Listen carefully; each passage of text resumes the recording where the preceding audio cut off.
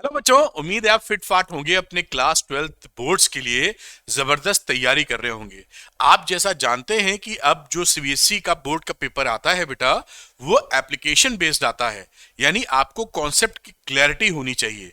अगर कॉन्सेप्ट ठीक ना हुए तो जो पेपर आएगा, कई बार ऐसा लग सकता है कि आउट ऑफ एनसीईआरटी या आउट ऑफ सिलेबस है।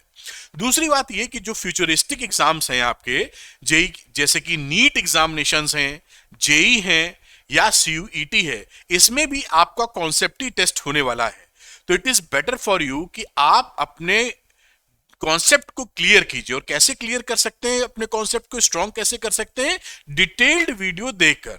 तो इसी वजह से आपको सपोर्ट करने के लिए मैं डिटेल्ड वीडियो की सीरीज ला रहा हूं, जो टॉप क्वालिटी कंटेंट है। ऐसा कंटेंट अगर आप किसी कोचिंग में हजारों लाखों रुपए भी देंगे तो ऐसा कंटेंट आपको मिल नहीं पाएगा। और मैं इसके ज्यादा पार्ट भी नहीं कर रहा हूं, चैप्टर को कोशिश कर रहा हूं 4-5 पार्ट के अंदर पूरा चैप्टर हो जाए, जिससे बहुत वीडियो आपको देखने ना पड़े। तो अभी हम लोग पहुंच गए हैं चैप्टर नंबर 4 पर और इसके पार्ट नंबर 3 पर। इस चैप्टर के भी मैंने 5 पार्ट किए हैं, जैसे हर चीज डेरिवेशंस न्यूमेरिकल्स भर के सारी concept clarity, top quality content आपको मिल सके। चलिए बात को स्टार्ट करते हैं। तो ये है moving charges and magnetism, chapter number 4। और हम लोग आज काम करेंगे बेटा, पढ़ेंगे पार्ट नंबर 4 पर, पार्ट नंबर 3 पर, और चौथा पांचवा इसके बाद आएगा। पार्ट नंबर 3 में क्या बेसिकली है कि जब एक चार्ज, मूविंग चार्ज जब मैग्नेटिक फील्ड में जाता है या मोशन करता है तो उस पर फोर्स लगता है। इसी तरह जो करंट कैरिंग कंडक्टर है, वो जब मैग्नेटिक फील्ड में होता है तो भी फोर्स लगता है। वो कितना लगता है, कैसे न्यूमेरिकल बनते हैं देखेंगे।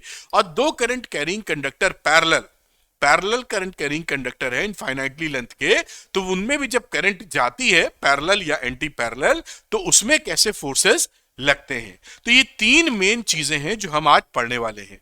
चलिए बात को स्टार्ट करते हैं। यहां पर जो मैं बातें लिखूंगा, पढ़ाऊंगा, कई बच्चों का ऐसा कहना रहता है कि सर इसका पीडीएफ उनको मिल जाए एनोटेशंस के साथ या लिखावट के साथ, तो वो भी आराम से काम हो जाएगा आपका। आप अरविंद एकेडमी टेलीग्राम चैनल को ज्वाइन कर सकते हैं, लिंक डिस्क्रिप्शन में मिल जाएगा, जहां पर मैं इसकी पीडीएफ अपलोड कर देता हूं। कुछ बच्चे ऐसा चाहते हैं कि मुझसे लाइव पढ़ना, तो अरविंद एकेडमी ऐप आता है, इसका लिंक भी डिस्क्रिप्शन में दिया है। यहां पर इस ऐप पर शाम को लाइव क्लासेस होती हैं, जहां पर आप मुझसे इंटरेक्ट कर सकते हैं, अपने डाउट पूछ सकते हैं कि सर ऐसा क्यों हुआ, वैसा क्यों हुआ। इसके साथ साथ इसी बैच में हम लोगों ने द्रोणा बैच लॉन्च किया हुआ है, द्रोणा फिजिक्स और द्रोणा मैथमेटिक्स। इसके अंदर हम लोग पूरा आपको चैप्टर पढ़ाते हैं अच्छे से, मैं खुद पढ़ाता हूं, पूरा डेरिवेशन कराते हैं, न्यूमेरिकल्स कराते हैं। उसके बाद हर चैप्टर पर 2 स्पेशल डेडिकेटेड लेक्चर्स रखते हैं, एक NCERT corner and PYQs corner, जहां पर एनसीईआरटी के सवाल, पीवाईक्यूज में प्रीवियस ईयर क्वेश्चंस के सवाल मैं एडिशनली करवाता हूं, जैसे कोई चीज छूटे ना। तो अगर आप ज्वाइन करना चाहते हैं तो आराम से ज्वाइन कर सकते हैं, लिंक दिया है डिस्क्रिप्शन में। और फीस भी बहुत कम है, पूरे साल की जो फीस है 999, करीबन 80 से 85 रुपए महीने पड़ती है। तो कोई दिक्कत भी नहीं है, आप मेरे साथ टॉप क्वालिटी कंटेंट का मजा ले सकते हैं, अपने डाउट क्लियर कर सकते हैं। लिंक डिस्क्रिप्शन में दिया हुआ है। चलिए बात को स्टार्ट कर लेते हैं आज के टॉपिक पर। तो टॉपिक शुरू होता है, देखिए, मूविंग चार्ज इन मैग्नेटिज्म, उस पर जो फोर्स लगता है। तो force on a moving charge in A magnetic field, जब एक मैग्नेटिक फील्ड में कोई चार्ज मूव करता है तो वो फोर्स एक्सपीरियंस करता है, और उस पर कितना फोर्स होता है उसकी वैल्यू देखिए, ये लिखी है, कैसे डराइव हुई अभी उसका भी हम लोग जिक्र करने वाले हैं।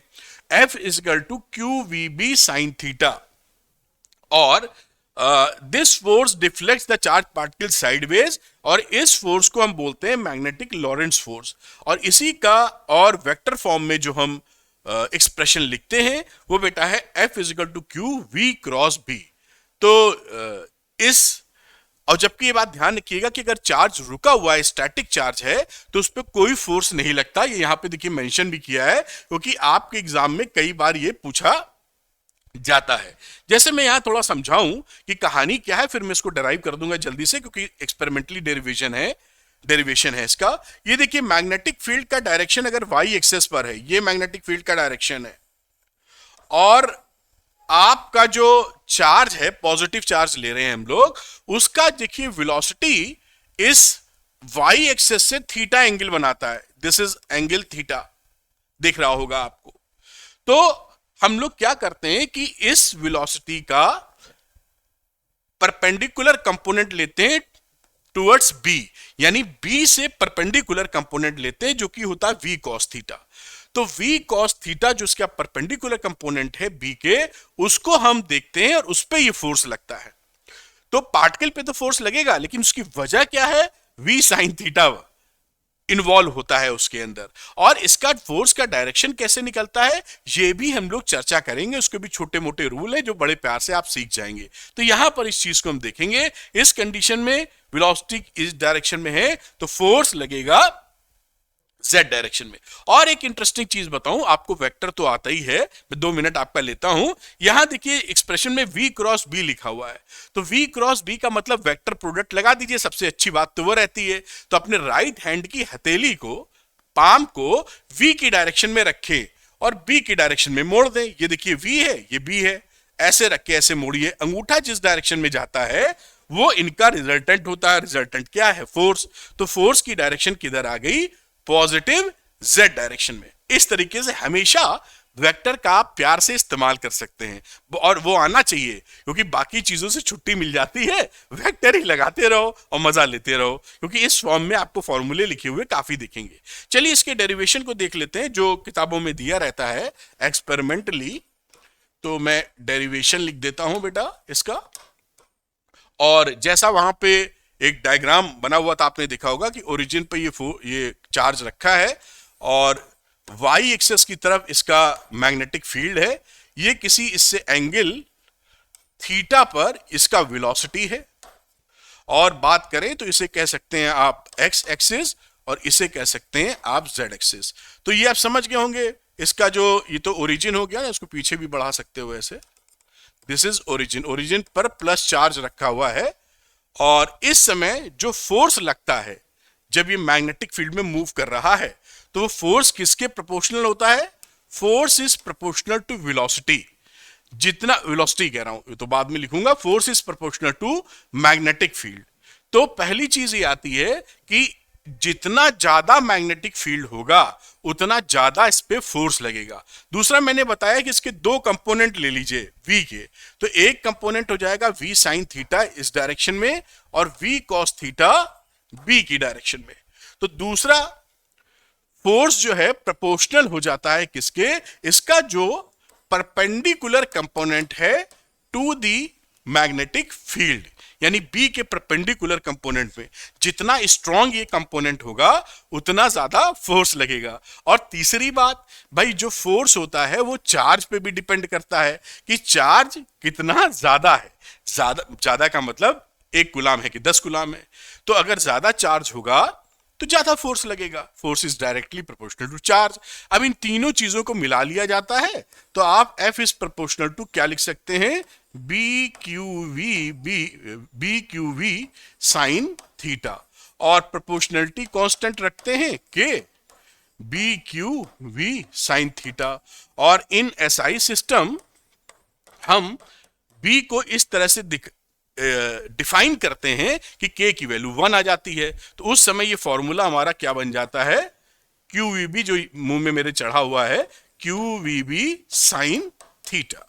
ये देखिए इसका मैग्नीट्यूड आ गया फोर्स का, दिस इज द मैग्नीट्यूड। बहुत ही आसान सा है और न्यूमेरिकल वगैरह सब बनते हैं। अब क्योंकि फोर्स होता है एक वेक्टर क्वांटिटी, तो यहां पर ये देखा गया कि आखिर इस दशा में इस कंडीशन में फोर्स की डायरेक्शन क्या है।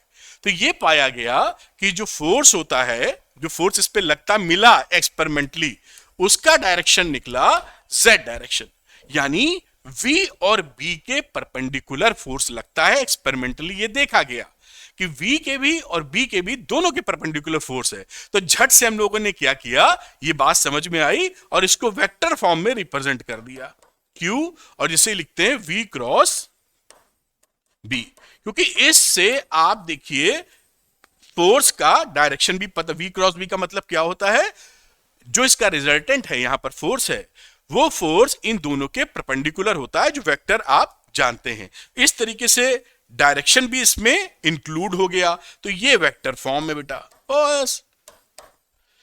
तो हमेशा याद रखिए, बाकी इसके और सरल तरीके देखेंगे लेफ्ट हैंड रूल और ये तब ज्यादा कारगर थे, अभी तो आते हैं एग्जाम में, जब ये वेक्टर जो मैथमेटिक्स का वेक्टर ब्रांच डेवलप नहीं था। तो सरलता के लिए साइंटिस्टों ने अपने अपने तरीके बना दिए थे जिससे आराम से हम लोग समझ पाए।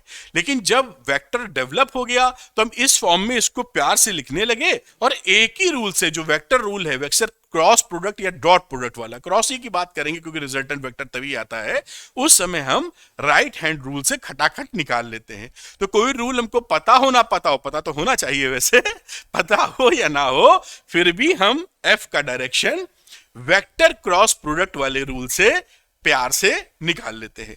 तो मैं हट जाता हूं, इसको आप नोट कर सकते हैं। यही एक क्या बोलना चाहिए, एक छोटा सा डेरिवेशन है। इसके कुछ स्पेशल केसेस होते हैं, वो मैं जरूर डिस्कस करूंगा, एग्जामिनेशन में काफी, इसको नोट कर लिया होगा, पूछे जाते हैं। तो यहां पर ही मैं एक स्लाइड थी, यहीं पर डिस्कस कर लेता हूं। तो हमारा जो फॉर्मूला निकला था, जैसे आपने देखा था, मैग्नीट्यूड की बात करें तो q we B sine theta आया था मेरे बच्चों। मैग्नीट्यूड की बात कर रहे हैं, वरना क्रॉस प्रोडक्ट के फॉर्म में भी आप लिख सकते हैं। यहां पर देखिए कि अगर चार्ज की जो मूविंग चार्ज है वो मूव ही ना करे, वेलोसिटी जीरो हो जाए, तो अगर इसमें आप v जीरो पुट कर देंगे यहां पर, तो ये f कितना होगा, f भी शून्य हो जाएगा। v जीरो का मतलब क्या है कि चार्ज एट रेस्ट है। और ये क्वेश्चन आपके एग्जाम में पसंदीदा सवाल है कि अगर चार्ज एक है 2 कूलाम का, मैग्नेटिक फील्ड में रखा हुआ है, कितना फोर्स लगेगा, वो बताते ही नहीं कि इसकी वेलोसिटी है या रेस्ट पर रखा है। तो कई बच्चे अपना कैलकुलेशन भिड़ाने लगते हैं, परेशान होते हैं। जब रेस्ट पर है, जब ये चल नहीं रहा है, तो उस पर फोर्स जीरो होगा। दूसरी कंडीशन कि अगर ये जो थीटा भाई साहब है, ये थीटा महाशय 0 डिग्री पर हो जाए या फिर 180 डिग्री हो जाए। इसका क्या मतलब है, अगर मैग्नेटिक फील्ड इधर है तो वेलोसिटी या तो इधर हो चार्ज की, तो ये 0 डिग्री बना रहा है एंगल, और या वेलोसिटी इसी के अपोजिट डायरेक्शन में हो, तो इस समय थीटा 180 डिग्री बना रहा है। आप समझ पा रहे होंगे। इन दोनों दशाओं में क्योंकि साइन 0 0 होता है, साइन 180 डिग्री भी 0 होता है। यहां पर भी इस समय आपको फोर्स कितना मिलता है, शून्य। यहां भी फोर्स 0 मिला था। ये केस नंबर 2 था, ये केस नंबर 1 था। तो आप देख पाए कि अगर कोई चार्ज पार्टिकल मैग्नेटिक फील्ड के पैरेलल या एंटी पैरेलल चल रहा है, मूव कर रहा है, तो उस पर कोई फोर्स नहीं लगेगा। ठीक है।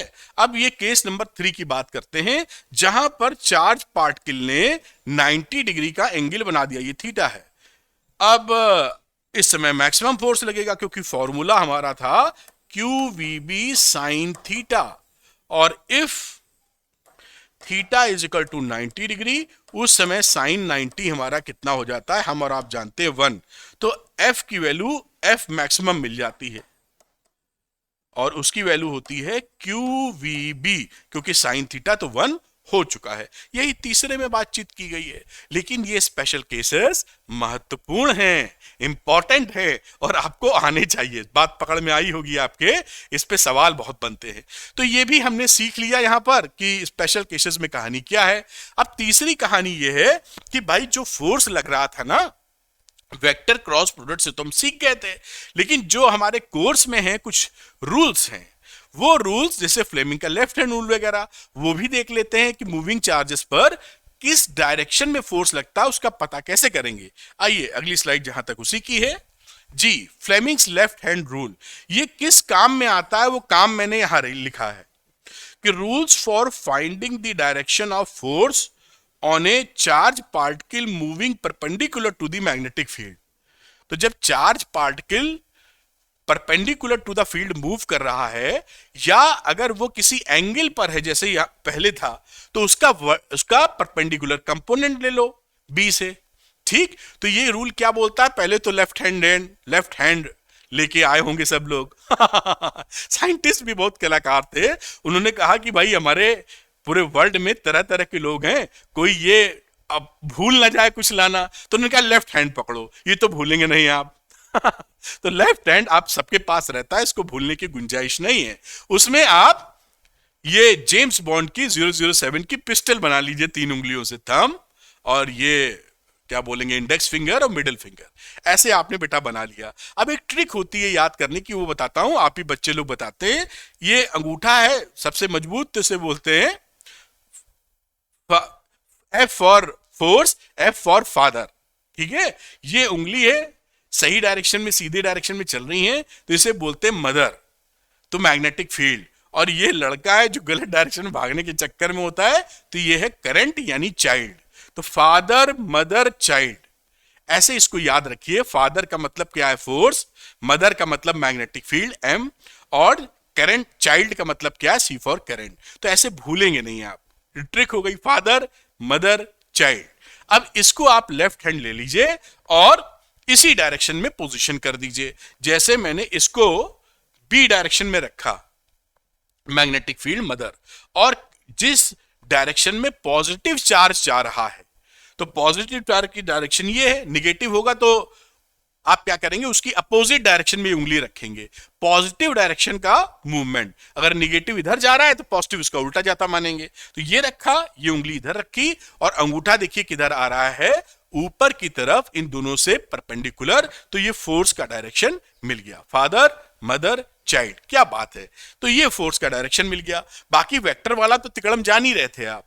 तो ये फ्लेमिंग लेफ्ट हैंड रूल किस काम आता है, जब एक मूविंग चार्ज आपका बी से परपेंडिकुलर डायरेक्शन में मूव कर रहा है, तो आप डायरेक्शन निकाल पाएंगे किस डायरेक्शन में फोर्स लग रहा है। एक और इसमें रूल होता है जिसे बोलते हैं राइट हैंड पाम रूल, क्योंकि पढ़ रहे हैं तो हम लोग कुछ छोड़ेंगे नहीं। ये भी उसी काम आता है, यहां पे लिखा हुआ है कि मूविंग चार्ज अगर है तो किस डायरेक्शन में फोर्स लगेगा, ये जानकारी देगा। इसमें क्या होता है देखिए, ये राइट हैंड पाम रूल है। राइट हैंड ले लीजिए, ऐसे पाम ले लीजिए, मैग्नेटिक फील्ड आपको दिख रहा है बी डायरेक्शन इधर वाला, जिधर फिंगर्स खोल रखी हैं, हथेली है, और अंगूठा आई की डायरेक्शन में, और जिस तरफ ये आप ऐसे करेंगे मुड़ेगी कह लीजिए, वो फोर्स का डायरेक्शन है। तो यहां पर भी अगर आप पिछले वाले में देखें तो ये मैग्नेटिक फील्ड था, ऐसे आपने पाम किया और करंट का डायरेक्शन इधर था, तो ये आपका, ये आप पुश कर रहे हैं अगर, तो ये किधर जा रहा है, एफ ऊपर, तो ये एफ का डायरेक्शन है। अभी मैग्नेटिक फील्ड, अंगूठा करंट, और ये पुश करने पर एफ की डायरेक्शन दिखा रहा है। तो ये भी एक डायरेक्शन है, तरह तरह के रूल्स हैं, और ये पहले रूल इसीलिए बने थे जिससे कि सरलता हो डायरेक्शन पकड़ने में। लेकिन जब वेक्टर डेवलप हो गया तो मजा ही आ गया, थोड़ा वेक्टर समझ लीजिए और आनंद लीजिए। फिर देख लीजिए, अब हम लोग टोटल लॉरेंट्ज फोर्स की बात करते हैं। जो चार्ज मैग्नेटिक फील्ड में मूव करता है, उस पे मैग्नेटिक फील्ड की वजह से जो फोर्स लगता है उसको बोलते हैं मैग्नेटिक लॉरेंट्ज फोर्स। जब इलेक्ट्रिक फोर्स में मूव करता है, इलेक्ट्रिक फील्ड में मूव करता है एक चार्ज, तो उस पे लगता है इलेक्ट्रिक फोर्स, तो उसको भी बोलते हैं हम लोग क्या, मैग्नेटिक इलेक्ट्रिक लॉरेंट्ज इलेक्ट्रिक फोर्स कह लीजिए। तो लॉरेंट्ज इलेक्ट्रिक फोर्स और लॉरेंट्ज मैग्नेटिक फोर्स दोनों को कंबाइन कर देंगे तो क्या हो जाता है, लॉरेंट्ज फोर्स। यही बात यहां कही गई है। तो देखिए, the total force experience by a charge particle moving in a region where both electric and magnetic field are present, दोनों ही प्रेजेंट है। तो जब हम लॉरेंट्ज फोर्स कहते हैं तो इसका मतलब है इलेक्ट्रिक फील्ड वाला फोर्स और मैग्नेटिक फील्ड वाला फोर्स दोनों इंक्लूड किया गया है। तो इलेक्ट्रिक फोर्स पे कितना, इलेक्ट्रिक फील्ड में कितना फोर्स एक्सपीरियंस करता है, F is equal to q E. F के नीचे ई लिखा है, इसका मतलब है इलेक्ट्रोस्टैटिक फोर्स है या इलेक्ट्रिक फोर्स है। और ये मैग्नेटिक वाला है तो एफ एम लिख दिया है, क्यू वी क्रॉस भी अभी हमने देखा था। अब यहां पर इन दोनों को कंबाइन कर दिया, यानी सिंपली हम लोग ने वेक्टोरली जोड़ दिया है। बहुत ही सरल बात। तो ये जो F है ना भाई साहब, दिस इज नोन, इसी को कॉमन लेके, देखिए वैल्यू रखी है, कॉमन लेके लिख दिया है, ये F या ये F, इसी को हम बोलते हैं लॉरेंट्ज फोर्स। लॉरेंट्ज फोर्स, बात समझ में आई होगी टोटल, वरना अलग अलग बोलेंगे तो मैग्नेटिक लॉरेंट्ज फोर्स और इलेक्ट्रिक लॉरेंट्ज फोर्स बोल देंगे। इतनी सी बात है, ध्यान रखिए। अब एक दो न्यूमेरिकल बनाते हैं जिससे हम इसको शानदार तरीके से पकड़ पाए, एक एक चीज क्लैरिटी के साथ सीखते जाएंगे हम लोग। तो न्यूमेरिकल आ गया, बहुत ही सरल न्यूमेरिकल है। तो a proton enters a magnetic field of flux density 2.5 tesla with a velocity of this one। तो देखिए जब भी न्यूमेरिकल करना हो, जो डाटा आपको दिए रहते हैं पहले लिख लीजिए। तो प्रोटॉन की बात की है तो प्रोटॉन पे चार्ज कितना होता है, इलेक्ट्रॉन के बराबर, बस पॉजिटिव होता है। तो ये हो गया 1.6 इंटू 10 की पावर -19 कूलाम। ये दे रखा है magnetic field which is 2.5 Tesla, और ये दे रखा है आपका वेलोसिटी 1.5 इंटू 10 की पावर 7 मीटर पर सेकेंड। बढ़िया। अच्छा, एंगल भी दे रखा है 60 डिग्री पर वो घूम रहा है, 60 नहीं 30 डिग्री पर। 30 डिग्री पर वो मैग्नेटिक फील्ड से 30 डिग्री एंगल बना रहा होगा। अगर मैग्नेटिक फील्ड सपोज करें ऐसे है, तो ये चार्ज कुछ प्लस लिख देते हैं, प्लस क्यू, ये 30 डिग्री का एंगल बना के घुस रहा है वहां पर। तो इस पे क्या निकालना, find the force on the charge या प्रोटॉन। सिंपल फॉर्मूला बेस्ड सवाल है, F is equal to Q we B sine theta. ये फॉर्मूला होता है, इसी फॉर्मूले में वैल्यू पुट कर दीजिए 1.6 इंटू 10 की पावर -19। वेलोसिटी की बात करें तो 1.5 इंटू 10 की पावर 7। मैग्नेटिक फील्ड की बात करें तो 2.5, और साइन थीटा की बात करें तो साइन 30, जो कि आधे के बराबर होता है। ये आप आसानी से लिख सकते हैं। अब इसको कैलकुलेट के लिए हम जानते ही हैं, मैं इसको दोबारा एक्सप्रेशन नहीं लिख रहा हूं, हाफ इसका वैल्यू हमें और आपको पता है। तो ये वैल्यू आ जाएगी 3 इंटू 10 की पावर -12 न्यूटन। तो दिस इज योर आंसर। देखिए कितने आसानी से आपने सवाल को कर लिया है। मैं हटता हूं, इसको नोट कीजिए, अगला न्यूमेरिकल फिर से लेते हैं। तो मैं हट गया हूं, इसको आप अच्छे तरीके से नोट कर लें। नोट कर लिया होगा जिससे पूरी बात समझ में आ जाए। एक दूसरा न्यूमेरिकल लेते हैं जिससे और स्ट्रॉन्ग सिचुएशन हो जाए हमारी। तो इस न्यूमेरिकल में बोला है a positive charge of 1.5 microcoulomb is moving with a speed of this one. तो चाहे तो मतलब लिख लेना चाहिए, अब आप प्रैक्टिस हो जाएगी तो बिना लिखे भी आप जल्दी कर पाएंगे। लेकिन शुरू में अगर न्यूमेरिकल नहीं लिखते हैं तो सारी वैल्यूज पहले लिख लीजिए। 1.5 10 की पावर -6 कूलाम हो गया। वेलोसिटी वेक्टर कितना दे रखा है, with a speed of this one along the positive z axis, x axis. तो ये देखिए एक्स एक्सेस की तरफ मूव कर रहा है इस वेलोसिटी से। तो इसका वेक्टर अगर मैं बनाऊं तो क्या लिख सकता हूं, 2 इंटू 10 की power 6 I cap. I cap क्या होता है, unit vector in the direction of positive x axis. इस डायरेक्शन में आप जानते हैं ना, इसको रिप्रेजेंट करने के लिए unit vector in the direction of positive x axis, metre पर सेकेंड, ये वेक्टर में रिप्रेजेंट कर दिया। अब मैग्नेटिक फील्ड क्योंकि वेक्टर में दिया था इसलिए हमारी मजबूरी पड़ी, जिससे हम स्ट्रेट फॉरवर्ड फॉर्मूला लगा पाए, 0.2 जे कैप प्लस 0.4 के कैप। ये आपका यहां पर मैग्नेटिक फील्ड आ गया। अब पूछ क्या रहा है, find the magnetic force acting on the charge. हम जानते हैं जो फॉर्मूला होता है मैग्नेटिक फोर्स का, वेक्टर दोनों है तो वेक्टर की बात करते हैं, क्यू वी क्रॉस बी, जिसमें डायरेक्शन और मैग्नीट्यूड दोनों निहित है, वेक्टर एक्सप्रेशन है। तो यहां पर बड़े प्यार से Q की वैल्यू पुट कर देते हैं 1.5 इंटू 10 की पावर -6, और V क्रॉस यानी V हो गया आपका 2 इंटू 10 की पावर 6 आई cap. Cross product B vector हमारा है 0.2 J प्लस 0.4 के कैप। ये हमारा आपका हो गया दूसरा वेक्टर। तो वैल्यू को आगे बढ़ाते हैं चर्चा को, और चलिए ये जो क्या बोलते हैं कोफिशिएंट है, इस कोफिशिएंट को आप बाहर निकाल सकते हैं, क्योंकि स्केलर जो कंपोनेंट होता है वेक्टर में उसका तो वेक्टर से कोई मतलब नहीं होता है, वो तो बाहर निकल आता है कॉमन लेके। तो इसको जब ये बाहर निकाल लेंगे तो मैं लिख देता हूं, नहीं कहीं कंफ्यूज ना हो जाएं आप। इसको देखिए ऐसे लिखा और इसको हमने कॉमन निकाल लिया है। अब हम बाकी चर्चा करते हैं। यहां केवल आई कैप बचा रह गया, क्रॉस 0.2 जे कैप प्लस 0.4 के कैप। बेटा अब एक कदम और आगे बढ़ जाइए बड़े प्यार से, इसको निपटाएंगे तो आ जाएगा 3, 10⁻⁻6 प्लस 6 को खा जाएगा, 1.5 × 2 यानी 3।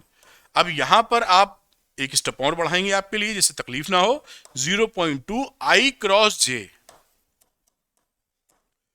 प्लस 0.4 अगेन I क्रॉस के। अब आप ये जानते हैं कि I क्रॉस जे क्या होता है, I क्रॉस जे के होता है। ये आप सीखे हैं वेक्टर में कि I क्रॉस जे करेंगे तो के कैप आता है। दूसरा देखिए यहां पर I क्रॉस के लिखा है, जबकि आपको ये मालूम था कि साइक्लिक ऑर्डर में अगर के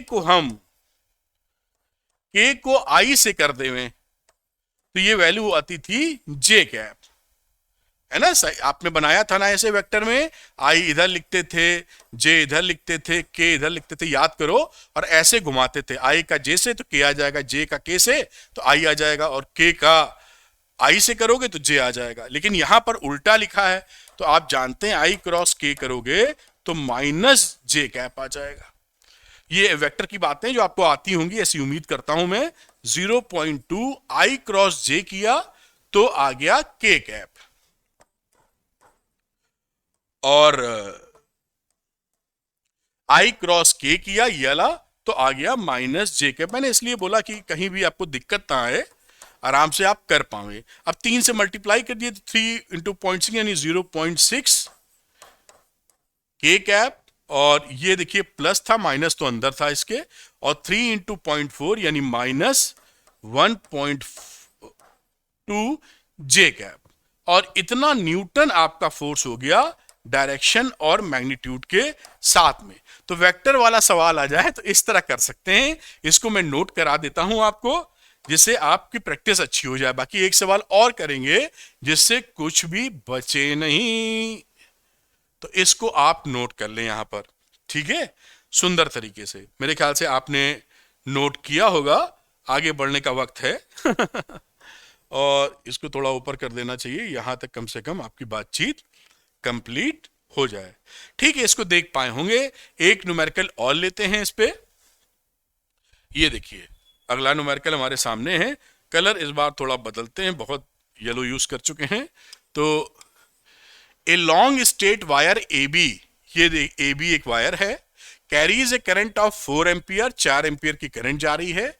ए प्रोटॉन पी, यहां पर एक प्रोटॉन पी है, ट्रेवल्स at 4 × 10⁻⁶ मीटर पर second parallel to the wire. ये पैरेलल टू दी वायर इस तरीके से देखिए 4 × 10⁻⁶ मीटर पर सेकेंड दौड़ रहा है। 0.2 मीटर फ्रॉम इट, इससे डिस्टेंस कितनी है 0.2 metre, and in a direction opposite to the current, और करंट की डायरेक्शन से अपोजिट डायरेक्शन में ये भाग रहा है।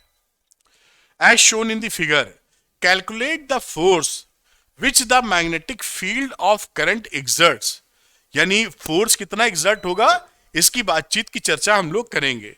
On the proton also specify the direction of force, और फोर्स का डायरेक्शन भी निकालना है। बात आप पकड़ पा रहे होंगे यहां पर। तो सबसे इंपॉर्टेंट बात क्या है, ये इंटरेस्टिंग सवाल क्यों है, क्योंकि ये जो करंट कैरिंग वायर है इसकी वजह से यहां बनेगा मैग्नेटिक फील्ड। तो magnetic field infinitely long wire से कितना बनता है वो मैं लिख देता हूं। तो magnetic field due to current carrying infinitely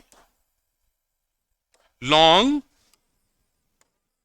wire, तो वो वैल्यू ये इधर बी बनाएगा, और मैग्नेटिक फील्ड में एक पॉजिटिव चार्ज या नेगेटिव चार्ज मूव कर रहा है तो वो फोर्स एक्सपीरियंस करेगा। तो ये मैग्नेटिक फील्ड कितना होता है, mu not I upon 2πr। ये फॉर्मूला हम लोग पहले पढ़ चुके हैं, आपको ध्यान होना चाहिए। खैर इसकी वैल्यू लिख लेते हैं। म्यू नॉट की वैल्यू होती है 4π × 10⁻⁻7। करंट कितनी है 4 एम्पियर की है, और 2π तो लिखे रहने देते हैं, और r कितना है यहां से 0.2 मीटर। अब इसको 2 पाई से काटेंगे 2 आ जाएगा, और भी चीज इससे काटेंगे तो और भी चीज सॉल्व करेंगे तो केवल बचेगी 4 इंटू 10⁻⁻6 टेस्ला। ये तो मैग्नेटिक फील्ड है। मैग्नेटिक फील्ड का डायरेक्शन किधर है? ये देखिए आपका करंट है, अंगूठे की डायरेक्शन में करंट है, और कर्ल कीजिए फिंगर्स को, ऐसे ही तो सीखा था।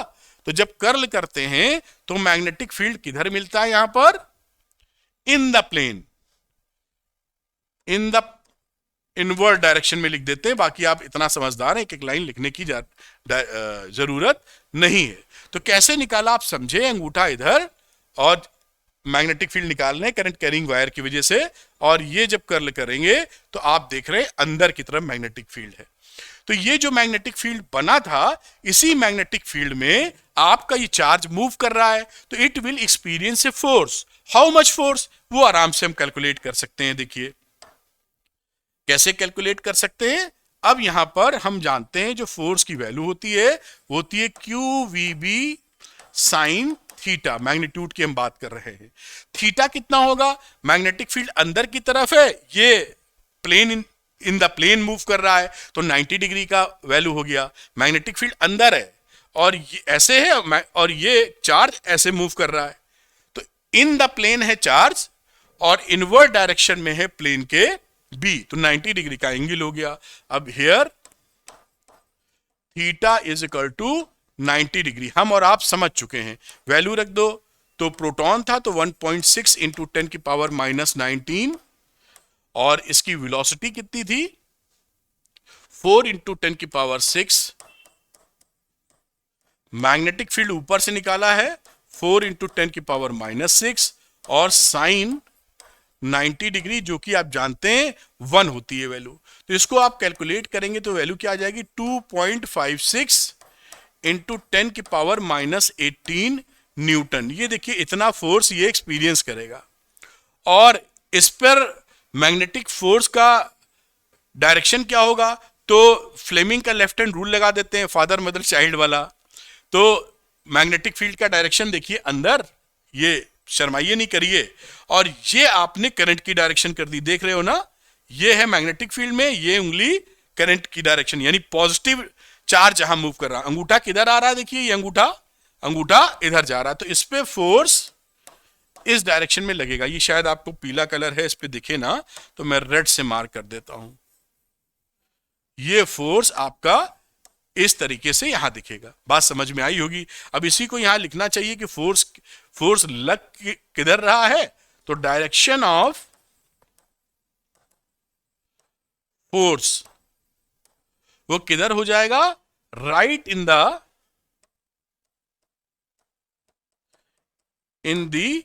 Plane of paper.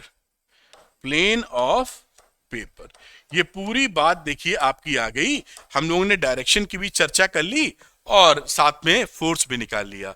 तो इसको आप नोट कर लीजिए। ये टॉपिक, पहला टॉपिक यहां कंक्लूड होता है कि एक मैग्नेटिक फील्ड में जब कोई चार्ज मूव करता है तो उस पर कितना चार्ज लगता है, कितना फोर्स लगता है, और फोर्स की डायरेक्शन क्या होती है।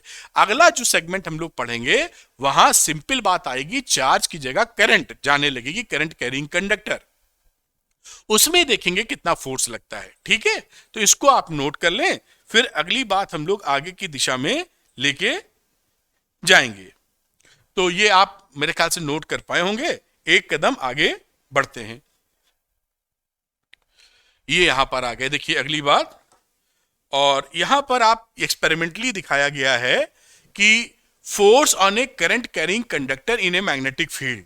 तो ये सेटअप क्या है? देखिए यहां पर एक हम लोगों ने, ये कोई कंडक्टर ले लीजिए, कॉपर ले लीजिए या किसी चीज से जो कंडक्टर हो वो ले लीजिए। यहां पर कॉपर है या क्या, इसके अंदर क्या लिखा गया है? मैंने कंडक्टर कैरिंग करंट, ये कंडक्टर ही है, देख लेते हैं ये क्या होगा। तो ये कंडक्टर ले लिया गया है और इसको हॉरिजॉन्टली ऐसे लटका दिया है 2 वायर से, इसमें हम करंट फ्लो करेंगे। सेटअप देख लीजिए।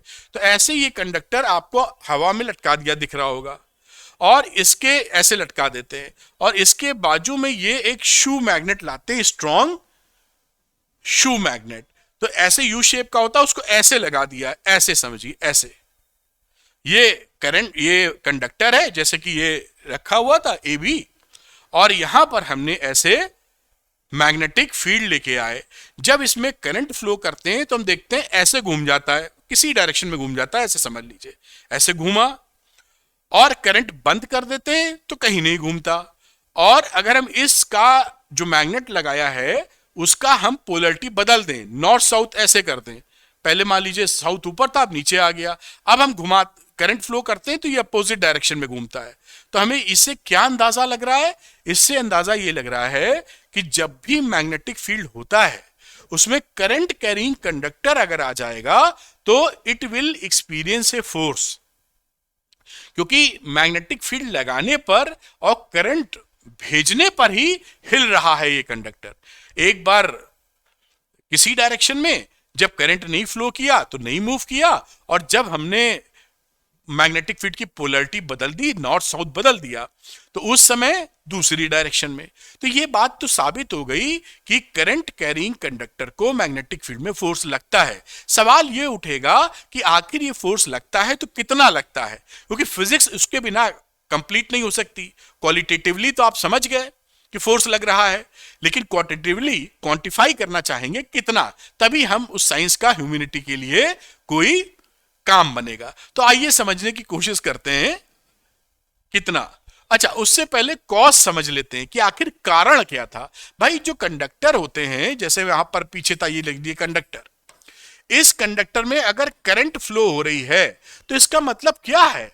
इसके अंदर चार्जेस फ्लो हो रहे हैं। हमने तो यही सीखा है, सरल भाषा करने के लिए मैं इसी डायरेक्शन में पॉजिटिव चार्ज को फ्लो करा देता हूं, ये भाग रहे हैं ऐसे ऐसे। और हमें ये मालूम था कि जब कोई चार्ज मैग्नेटिक फील्ड में मूव करता है तो वो फोर्स खाता है, लगता है उस पर।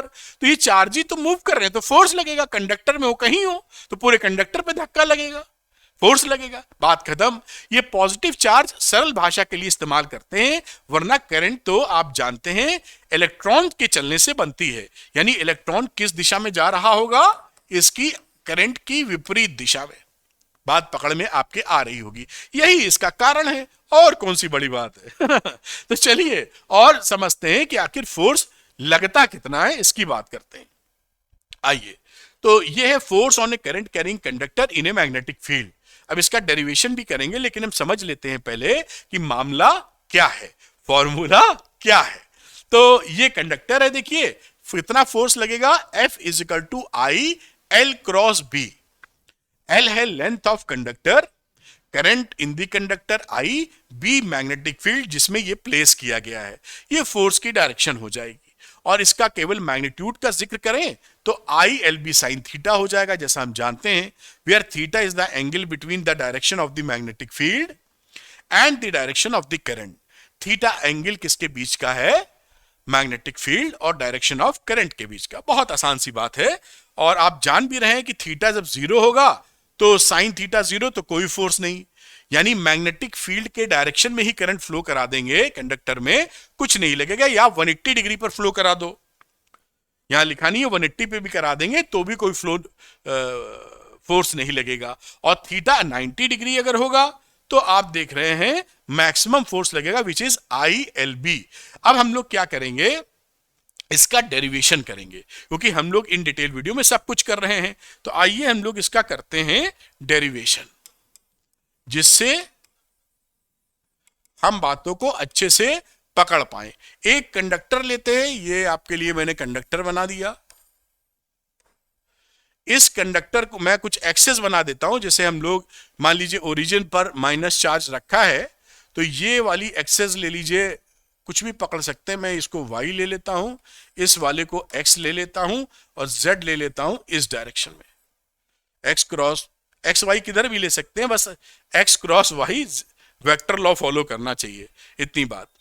अब यहां पर ये जो यहां से एक सीधी रेखा बनाते हैं, ये जो इलेक्ट्रॉन है नेगेटिवली चार्ज, ये जब इसमें करंट फ्लो कर, इसकी लेंथ कितनी है यहां लिखना पड़ेगा, तो इसकी लेंथ इस कंडक्टर की साहब L है, और इसके अंदर करंट फ्लो कर रही है, उसका भी अभी हम लोग जिक्र कर लेंगे। ये जो क्रॉस सेक्शन एरिया है इसका भी लेना पड़ेगा हिसाब, तो इसे मैं लिख देता हूं एरिया इज इक्वल टू ए। अब यहां पर जब आप वाई डैश लिखते हैं। जब ये इलेक्ट्रॉन बढ़ेगा, करंट की डायरेक्शन अगर इधर है, तो इलेक्ट्रॉन की ड्रिफ्ट वेलोसिटी के हिसाब से, वीडी के हिसाब से, इलेक्ट्रॉन उल्टी दिशा में फ्लो करेगा। इलेक्ट्रॉन इधर चलेगा तो करंट इधर फ्लो होगी। आप समझ गए हैं। तो वीडी क्यों लिखा है? क्योंकि जब भी इस पे इलेक्ट्रिक फील्ड आप लगावेंगे तो इलेक्ट्रॉन पर एक फोर्स लगता है इलेक्ट्रिक फील्ड की विपरीत दिशा में। तो इसे, और किस स्पीड से चलता है? एक एवरेज स्पीड होती है जिसे बोलते हैं ड्रिफ्ट स्पीड। और यहां पर मैग्नेटिक फील्ड का डायरेक्शन किधर है? जेड डायरेक्शन में है। और आप ये भी जान रहे हैं, अच्छा फोर्स किधर लगेगा ये भी लिख लेते हैं। तो देखिए माइनस इधर चल रहा है तो करंट या प्लस चार्ज इधर चल रहा है। तो अगर मैं प्लस चार्ज इधर चल रहा है तो चार्ज चलने की मैग्नेटिक फील्ड की दिशा बनाइए, ये ऊपर हो गई। वो फ्लेमिंग लेफ्ट हैंड रूल ही लगा देते हैं, वो आसान लगेगा आपको। ये है, इसमें मैग्नेटिक फील्ड ऊपर है और उंगली किधर है? आई की डायरेक्शन में। तो अंगूठा किधर हो गया? फोर्स की डायरेक्शन में। ये करंट की डायरेक्शन, इलेक्ट्रॉन जिस दिशा में जा रहा है उसकी विपरीत दिशा में करंट ली जाती है, तो ये करंट हो गया। और ये मैग्नेटिक फील्ड, ये अंगूठा फोर्स। तो फोर्स की डायरेक्शन किधर आ गई है? एक्स एक्सेस की तरफ। काफी कुछ हम लोग ने जिक्र कर लिया है। अब हम लोग शुरू करते हैं कि जो ये इलेक्ट्रॉन जा रहा था इस पर कितना फोर्स लगेगा। तो मैं लिख देता हूं force on each electron, force on each, हर एक इलेक्ट्रॉन पर लगने वाला फोर्स, उसको एक छोटू फोर्स कहते हैं एफ, एक इलेक्ट्रॉन पे जो लग रहा है, minus e v d cross B. ये माइनस क्यों लगाया है? क्योंकि आप जान रहे हैं कि फोर्स का डायरेक्शन, ये जो v और b है इन दोनों के परपेंडिकुलर भी है और जिस दिशा में इसका रिजल्ट आएगा उसके माइनस की तरफ है। बात पकड़ पा रहे हैं ना? इस पे फोर्स किस दिशा में लग रहा है? इस पे फोर्स एक्स एक्सिस पे लग रहा है। अगर आप यहां पे वी डी क्रॉस बी निकालने जाएंगे, ये वी डी क्रॉस बी, तो वी डी क्रॉस बी क्या होता है? अंदर आता है, देखिए, और ये फोर्स उसकी अपोजिट लग रहा है, तो माइनस साइन ये रिसेंबल कर रहा है। बात पकड़ में आई कि नहीं आई? जब भी अगर हम सिंपली माइनस ना लिखते तो इसका मतलब होता फोर्स का डायरेक्शन इसका क्रॉस का जो डायरेक्शन होगा उसी डायरेक्शन में है, जो कि यहां गड़बड़ हो रहा है। क्यों? वेक्टर वाला रूल, हमने यहां वीडी की तरफ उंगली हथेली की, क्रॉस बी, और बी की तरफ घुमाया तो अंगूठा किधर गया? माइनस एक्स की तरफ गया है। और फोर्स तो प्लस एक्स में है, इसलिए माइनस लगाया है। और अगर पॉजिटिव चार्ज होता तो केवल क्यू लिख के छोड़ देते, माइनस है इसलिए क्यू की वैल्यू रख देते हैं, वो एडजस्ट अपने आप हो जाता है। ये तो मैंने समझाया आपको डिटेल में, वरना आपको सिंपली क्या करना है, ये जो फॉर्मूला हमारे पास आता है क्यू वी क्रॉस बी, यहां पर क्यू आप विथ साइन पुट कर दीजिएगा, विथ साइन, बात खत्म। प्लस हो तो प्लस, माइनस हो तो माइनस, अपने आप एडजस्ट कर जाएगा। मैंने आपको समझाने की कोशिश की है।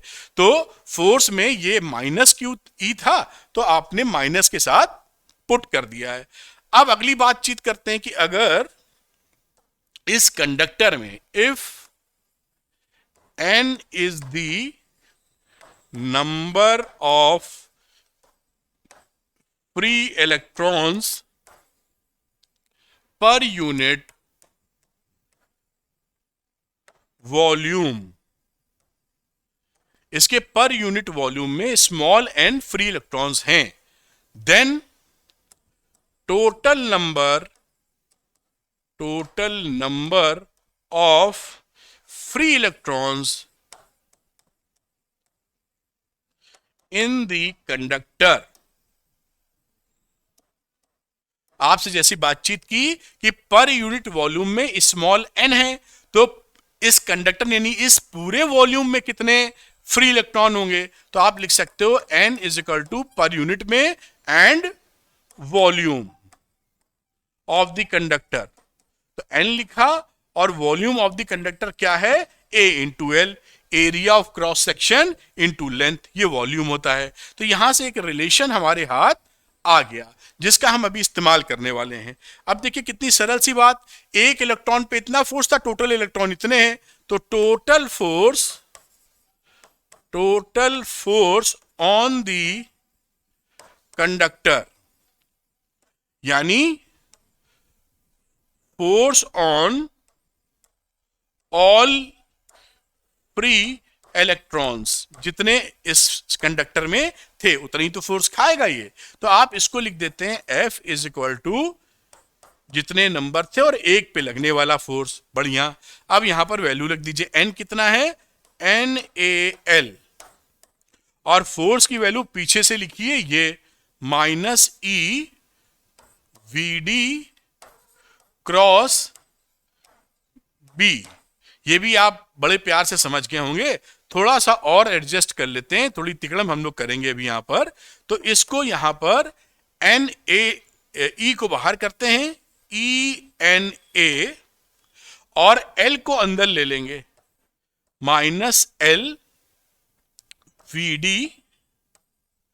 Cross B। ध्यान दीजिएगा यहां पर कोई फर्क नहीं पड़ता, हमने L को इसके साथ ले लिया, भाई ये तो स्केलर है लेंथ ना, ये तो गिनती है, 1 मीटर 2 मीटर 4 सेंटीमीटर जो भी है, तो इसको हमने इसी के साथ मल्टीप्लाई सा कर दिया, तो ये कोई फर्क नहीं पड़ा स्केलर से मल्टीप्लाई करने पर।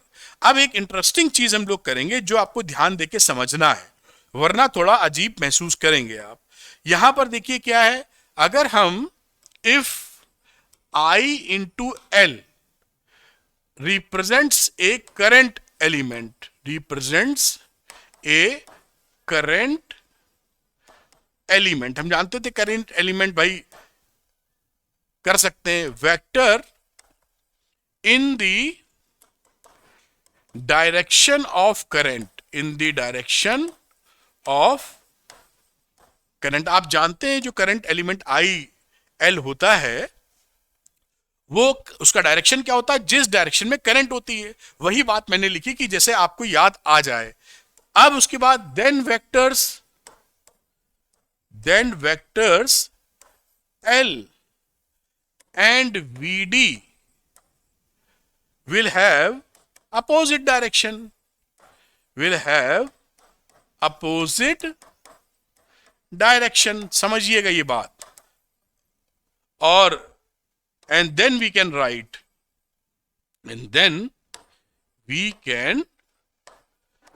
देखिए क्या बात की गई है, मैं आपको किसी भी हालत में समझा के छोड़ूंगा। आपने देखा था कि इलेक्ट्रॉन इधर चल रहा था VD की डायरेक्शन में, है ना, और करंट की डायरेक्शन किधर लेते हो, I इधर, तो आप और आइडियल करंट की भी डायरेक्शन, करंट एलिमेंट की डायरेक्शन इधर, तो दोनों डायरेक्शन तो विपरीत है ना। वही बात यहां लिखी है, इसलिए कि याद आ जाए इसलिए मैंने 2 लाइनें एज ए स्टेटमेंट मेंशन कर दी है। IL क्या होता है, या आइडियल जो बायो-सावर्ट लॉ में पढ़ा था, करंट एलिमेंट, उसका डायरेक्शन किधर होता है, जिस डायरेक्शन में करंट होती है। और VD इलेक्ट्रॉन की मूवमेंट का डायरेक्शन अपोजिट है, तो दोनों अपोजिट डायरेक्शन में हो गए। अब इस बात को समझते हुए हम लोग क्या लिखते हैं, -LVD वेक्टोरली, ये VD इंटू L वेक्टर। ये जो एक्सप्रेशन है ये आपकी बुद्धि में घुसना चाहिए।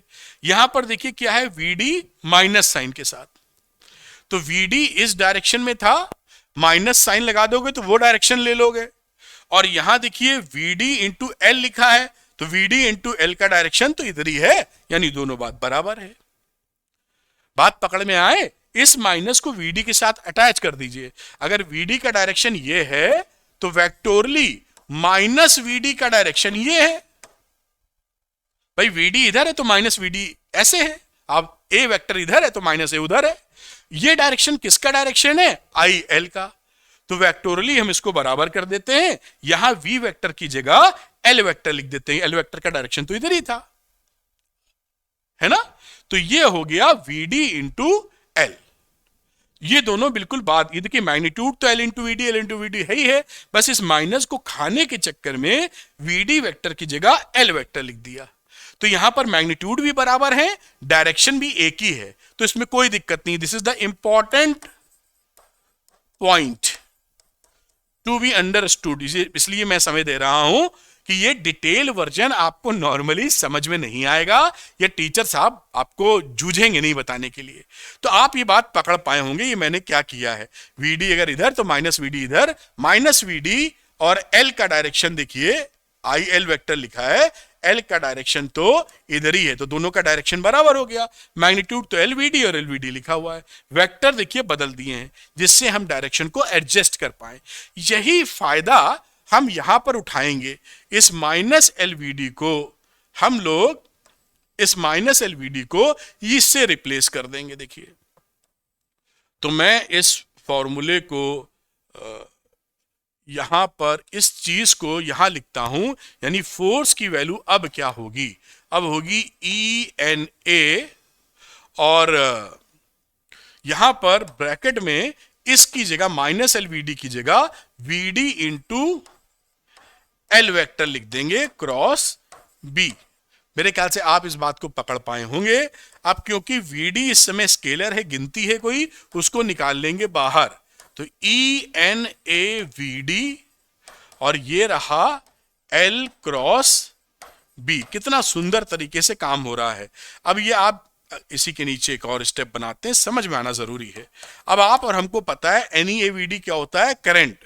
ड्रिफ्ट वेलोसिटी से रिलेशन हमने पढ़ा था, n e A v d होता है, ये हम पहले से जानते हैं, वी नो दैट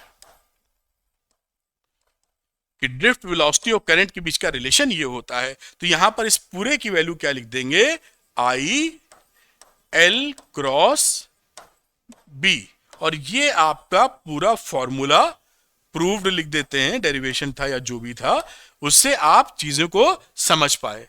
अब इसको आप ध्यान से देख लीजिए और एक दो बार देखिए जिससे पूरी बात पकड़ पाए आप।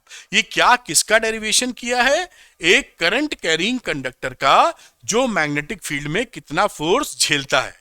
ठीक, तो ये आते हैं, इसको मैं ऊपर से दिखाता हूं जिससे आप नोट कर पाए, फिर आगे की चर्चा हम लोग करेंगे। तो पूरा डेरिवेशन आपके हाथ में है, यहां पे रोकता हूं, इसको आप नोट कर लीजिए साहब, फिर आगे हम लोग चलेंगे जिससे बात पूरी हम लोग की कंप्लीट हो, कुछ छूटे ना।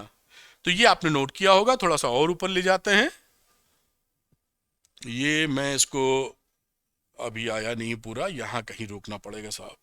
ये इसको आप नोट कर लीजिए, लगभग पूरा स्क्रीन आपको दिखाई, थोड़ा सा शिफ्ट कर दें उधर तो ये कट ना रहा हो कहीं, ये आप पूरा आसानी से देख पाएंगे। तो ये इस तरह से डेरिवेशन हो गया। अगली बातचीत हम लोग करते हैं। ये देखिए मैग्नीट्यूड ऑफ फोर्स की बात कर रहे हैं, तो पीछे हमने देखा था फॉर्मूला क्या था, F is equal to I L cross B. याद रखिएगा भाई ये फॉर्मूला, ये तो वेक्टर फॉर्म था, इसी का स्केलर कर दोगे तो क्या आ जाएगा, I L B sine theta, मतलब केवल मैग्नीट्यूड। ये मैग्नीट्यूड की भाषा है और वो आपकी वेक्टर की भाषा है। बस बढ़िया, थीटा किसके बीच में है करंट के बीच में और मैग्नेटिक फील्ड के बीच में का एंगल। अब देखिए कुछ स्पेशल केस इसके बनाए गए हैं, फॉर्मूला लिख लेते हैं जिससे समझने में I L B sine theta हमें बात पल्ले पड़ती रहे। अब यहां लिखा अगर थीटा 0, आप देख रहे हैं कि थीटा अगर 0 डिग्री है या 180 डिग्री है तो साइन थीटा 0 हो जाएगा, फोर्स कितना हो जाएगा, 0। इतना तो आप फटाफट कर ही लेते हैं। यानी जो करंट का डायरेक्शन है वो मैग्नेटिक फील्ड में ही है या मैग्नेटिक फील्ड की विपरीत दिशा में है, तो what will be the force, force will B 0। और इफ थीटा इज 90 डिग्री तो साइन थीटा मैक्सिमम होगा जो कि 1 एक्वायर करेगा, तो एफ मैक्स की वैल्यू कितनी आ जाएगी, maximum force I L B, ये आपका मैक्सिमम फोर्स हो गया। अब ये जो फोर्स है इसका डायरेक्शन कैसे निकालेंगे, तो आप ना फ्लेमिंग का लेफ्ट हैंड रूल ही लगाइए, क्योंकि फ्लेमिंग के लेफ्ट हैंड रूल में पॉजिटिव चार्ज की दिशा पकड़ते थे ये, मतलब करंट की। एक भाई पॉजिटिव चार्ज इधर चलता उधर करंट ही तो चलती है, तो वही रूल इसमें एप्लीकेबल हो जाएगा। करंट की डायरेक्शन में इसको फिट कर दीजिएगा, ये मैग्नेटिक फील्ड, ये करंट, ये फोर्स, बात खत्म। तो डायरेक्शन ऑफ फोर्स की बात की जाए तो फ्लेमिंग लेफ्ट हैंड रूल यहां वैलिड है, जो हम लोग बात कर चुके हैं, याद है ना, फादर मदर चाइल्ड, ये मैग्नेटिक फील्ड, ये करंट और ये पिताजी यानी फादर फोर्स, बढ़िया। कि कब निकालते हैं ये? जब मूविंग चार्ज मैग्नेटिक फील्ड में हो या current carrying conductor magnetic field में हो, तो फोर्स की डायरेक्शन कैसे पता करते हैं? ऐसे पता करते हैं। अब कुछ न्यूमेरिकल्स ले लेते हैं जिससे हमारा स्ट्रॉन्ग एकदम वातावरण बन जाए। कुछ भी हम लोग सारे डेरिवेशन, सारे कॉन्सेप्ट भर भर के न्यूमेरिकल सब कर रहे हैं, जिससे ये डिटेल्ड वीडियो आपको सुपर शक्तिशाली बना दे। खैर, a wire of length L carries a current I along x axis. देखिए, जब भी along x एक्सिस कहा जाएगा, वेक्टर फॉर्म में आप क्या करते हैं? आई कैप लगा देते हैं। आप ये समझ लीजिए, जो भी यूनिट वेक्टर होते हैं वो डायरेक्शन देने काम करते हैं। मैग्नीट्यूड, क्योंकि इसका मैग्नीट्यूड 1 होता है, किसी से भी मल्टीप्लाई कर देंगे तो मैग्नीट्यूड तो बदलेगा नहीं, लेकिन डायरेक्शन मिल जाएगी उसको। तो अब यहां पर ए वायर ऑफ एल वगैरह वगैरह लिखा हुआ है, तो अगर मैं एल वेक्टर पसंद करूं लिखना, तो क्या लिख दोगे? एल इंटू आई कैप। कितना सरल, क्योंकि करंट किस डायरेक्शन में है? पॉजिटिव एक्स एक्सिस की तरफ हमारी करंट थी। ए मैग्नेटिक फील्ड आपको दिया ही हुआ, यहां कहीं मेंशन कर लेते हैं, B naught I plus J plus के cap. Tesla exist in space. बढ़िया। Find the magnitude of the magnetic force on the wire. Magnitude पूछा है तो हम वेक्टोरली निकालेंगे, फिर मैग्नीट्यूड निकाल देंगे। तो ये देखिए, फोर्स का फॉर्मूला हमने अभी डेराइव भी किया, आपको आता भी है, L क्रॉस बी, है ना। अब इसी को आप लिख लीजिए आई की वैल्यू तो आई ही रह गई, और L की बात करें तो L क्रॉस आई कैप, मतलब L dot i cap cross B vector का मतलब है बी नॉट। मैं सारे ब्रैकेट्स सीधे लगाए दे रहा हूं, आप समझते रहिएगा कैसे बनना है। ये कहानी क्रॉस प्रोडक्ट की लेके जा रहे हैं। अब इसको आगे बढ़ जाते हैं। अब यहां पर ये L और B नॉट जो है वो कांस्टेंट से बाहर निकाल लो, तो आई एल बी नॉट बाहर, अंदर क्या मिला? I cap cross i plus J plus के कैप। बहुत आसानी से काम कर सकते हैं। I L B naught. अब आई क्रॉस आई क्या होता है? मैं करके दिखाऊं या समझ पाएंगे आप? इतना मेरे ख्याल से समझ जाएंगे, ऐसी कोई दिक्कत नहीं। आई क्रॉस आई हो जाएगा नल वेक्टर। फिर आई क्रॉस जे कितना हो जाएगा? के कैप। फिर आई क्रॉस के कितना होगा? Minus j cap. ये हम लोग वेक्टर वाले रूल से जानते हैं। अब इसी की वैल्यू क्या रही? हमारी रही k cap minus j cap I L B naught. और आपको आसानी हो, क्योंकि हमें अभी मैग्नीट्यूड ऑफ फोर्स निकालना है, इसलिए मैं इसके साथ मल्टीप्लाई करके लिखने वाला हूं, जैसे आप प्रॉब्लम में ना आए। आई एल बी नॉट, ये रहा k cap minus I L B naught j cap. अब यहां पर अगर मैग्नीट्यूड निकालने की बात करें फोर्स का, तो आप जानते हैं मैग्नीट्यूड कैसे निकाला जाता है? इसका कोफिशिएंट का स्क्वायर प्लस जे कैप के कोफिशिएंट का स्क्वायर। अगर आई कैप होता तो उसका भी स्क्वायर। तो आई एल बी नॉट का स्क्वायर प्लस जे वाले का minus I L B naught का साहब हो गया स्क्वायर। अब ये तो सेम क्वांटिटी, ये डबल हो जाएंगी, तो ये बना 2 I square L square B naught का स्क्वायर। थोड़ा और जगह चाहिए होगी, तो f कितना हो गया बेटा? ये स्क्वायर में सारे का सारा बाहर ले लो और √2 बचेगा, तो आप लिख सकते हैं B naught I L √2 newton. ये आपका देखिए आंसर आ गया। इस तरीके से आप मैग्नीट्यूड निकाल लेंगे बड़े आराम से। तो मैं हटता हूं, इसको दिखाता हूं। इन सब सवालों को करने के बाद आपका कॉन्फिडेंस सुपर कॉन्फिडेंस में बदल जाएगा। तो मैं इसको नीचे लेके आता हूं और इसको देखिए, फिर हम लोग फिर अभी न्यूमेरिकल लगाएंगे, छोड़ेंगे नहीं। तो अभी थोड़ा ऊपर कर देते तो ये खिसकाना नहीं पड़ेगा, यहां तक आ जाए तो बिल्कुल लगभग स्थिति ठीक है। तो आप इसको नोट कर सकते हैं बेटा, बात को आप समझ पाए होंगे। चलिए अगला कार्यक्रम बनाते हैं, अगला सवाल देखते हैं। तो इस क्वेश्चन को देखते हैं, ये एनसीईआरटी का क्वेश्चन है और बहुत सरल सवाल है। लिखा a straight wire of mass 200 gram. Wire है ये ए बी वायर नजर आ रहा है 200 ग्राम का, और लेंथ कितना है इसका 1.5 metre, carries a current of 2 ampere, 2 ampere की करंट है। तो ये आई बनी है 2 एम्पियर की करंट है, हम आप समझ रहे हैं। It is suspended in mid air, हवा में लटका है, by a uniform horizontal magnetic field.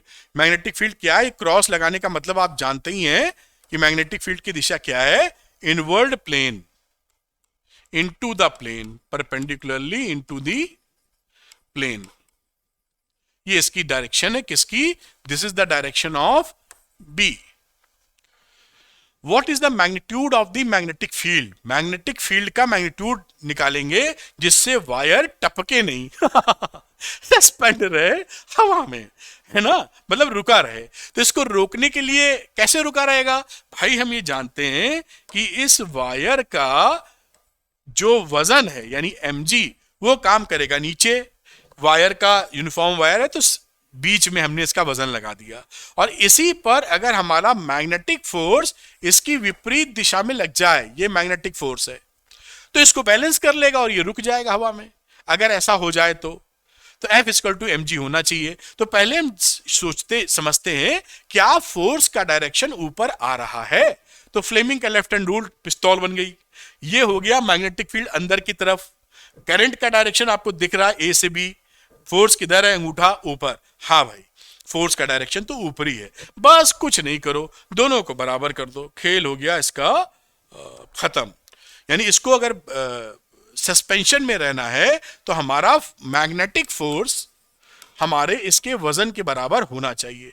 For mid air suspension, mid air suspension, भाई लटके रहे हवा में, उसके लिए दोनों बराबर कर दीजिए। इसकी वैल्यू क्या हो गई? ILB sin 90।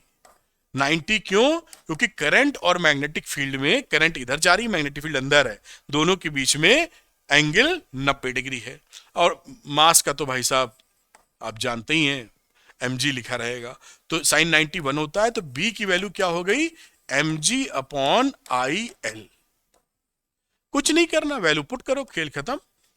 मास दे रखा था पॉइंट कितना था? 200 ग्राम, तो 0.2 किलोग्राम, 9.8, करंट थी 2 एम्पियर, लेंथ था 1.5 मीटर, सारी वैल्यू पुट कर दी, निकालोगे 0.65 Tesla. Tesla is the unit of magnetic field. खेल खत्म हो गया। तो ये कोई बहुत ही सरल सवाल है, मोहब्बत से सॉल्व कर लीजिए। हटता हूं, आप नोट कर लीजिए, अगली बात करेंगे जैसे पूरी बात हम बढ़िया से सीख जाएं। खैर, इसको आप नोट कर पाए होंगे। एक न्यूमेरिकल और लेते हैं, छोड़ना कुछ नहीं है। आइए अगला देखते हैं। तो इसकी चर्चा करने से पहले कलर कुछ और ये लेते हैं इस बार। तो ये देखते हैं सवाल क्या बनाता है। What is the force on A wire of length 4 centimetre placed inside a solenoid. एक सोलेनॉइड में एक वायर, ऐसे सोलेनॉइड, बहुत ही सरल सवाल है। ये सोलेनॉइड है, इसके अंदर कहीं 4 सेंटीमीटर के बराबर प्लेस किया है नियर इट सेंटर। यहां कहीं कोई वायर ऐसे प्लेस कर दिया है 4 सेंटीमीटर का, मेकिंग एन एंगल 60 डिग्री। अच्छा भाई, तो ये यहां से कुछ इसका जो एक्सेस है उससे हमने वायर जो बनाया है, ये वायर 60 डिग्री बनाते हुए प्लेस है। This is 60 degree.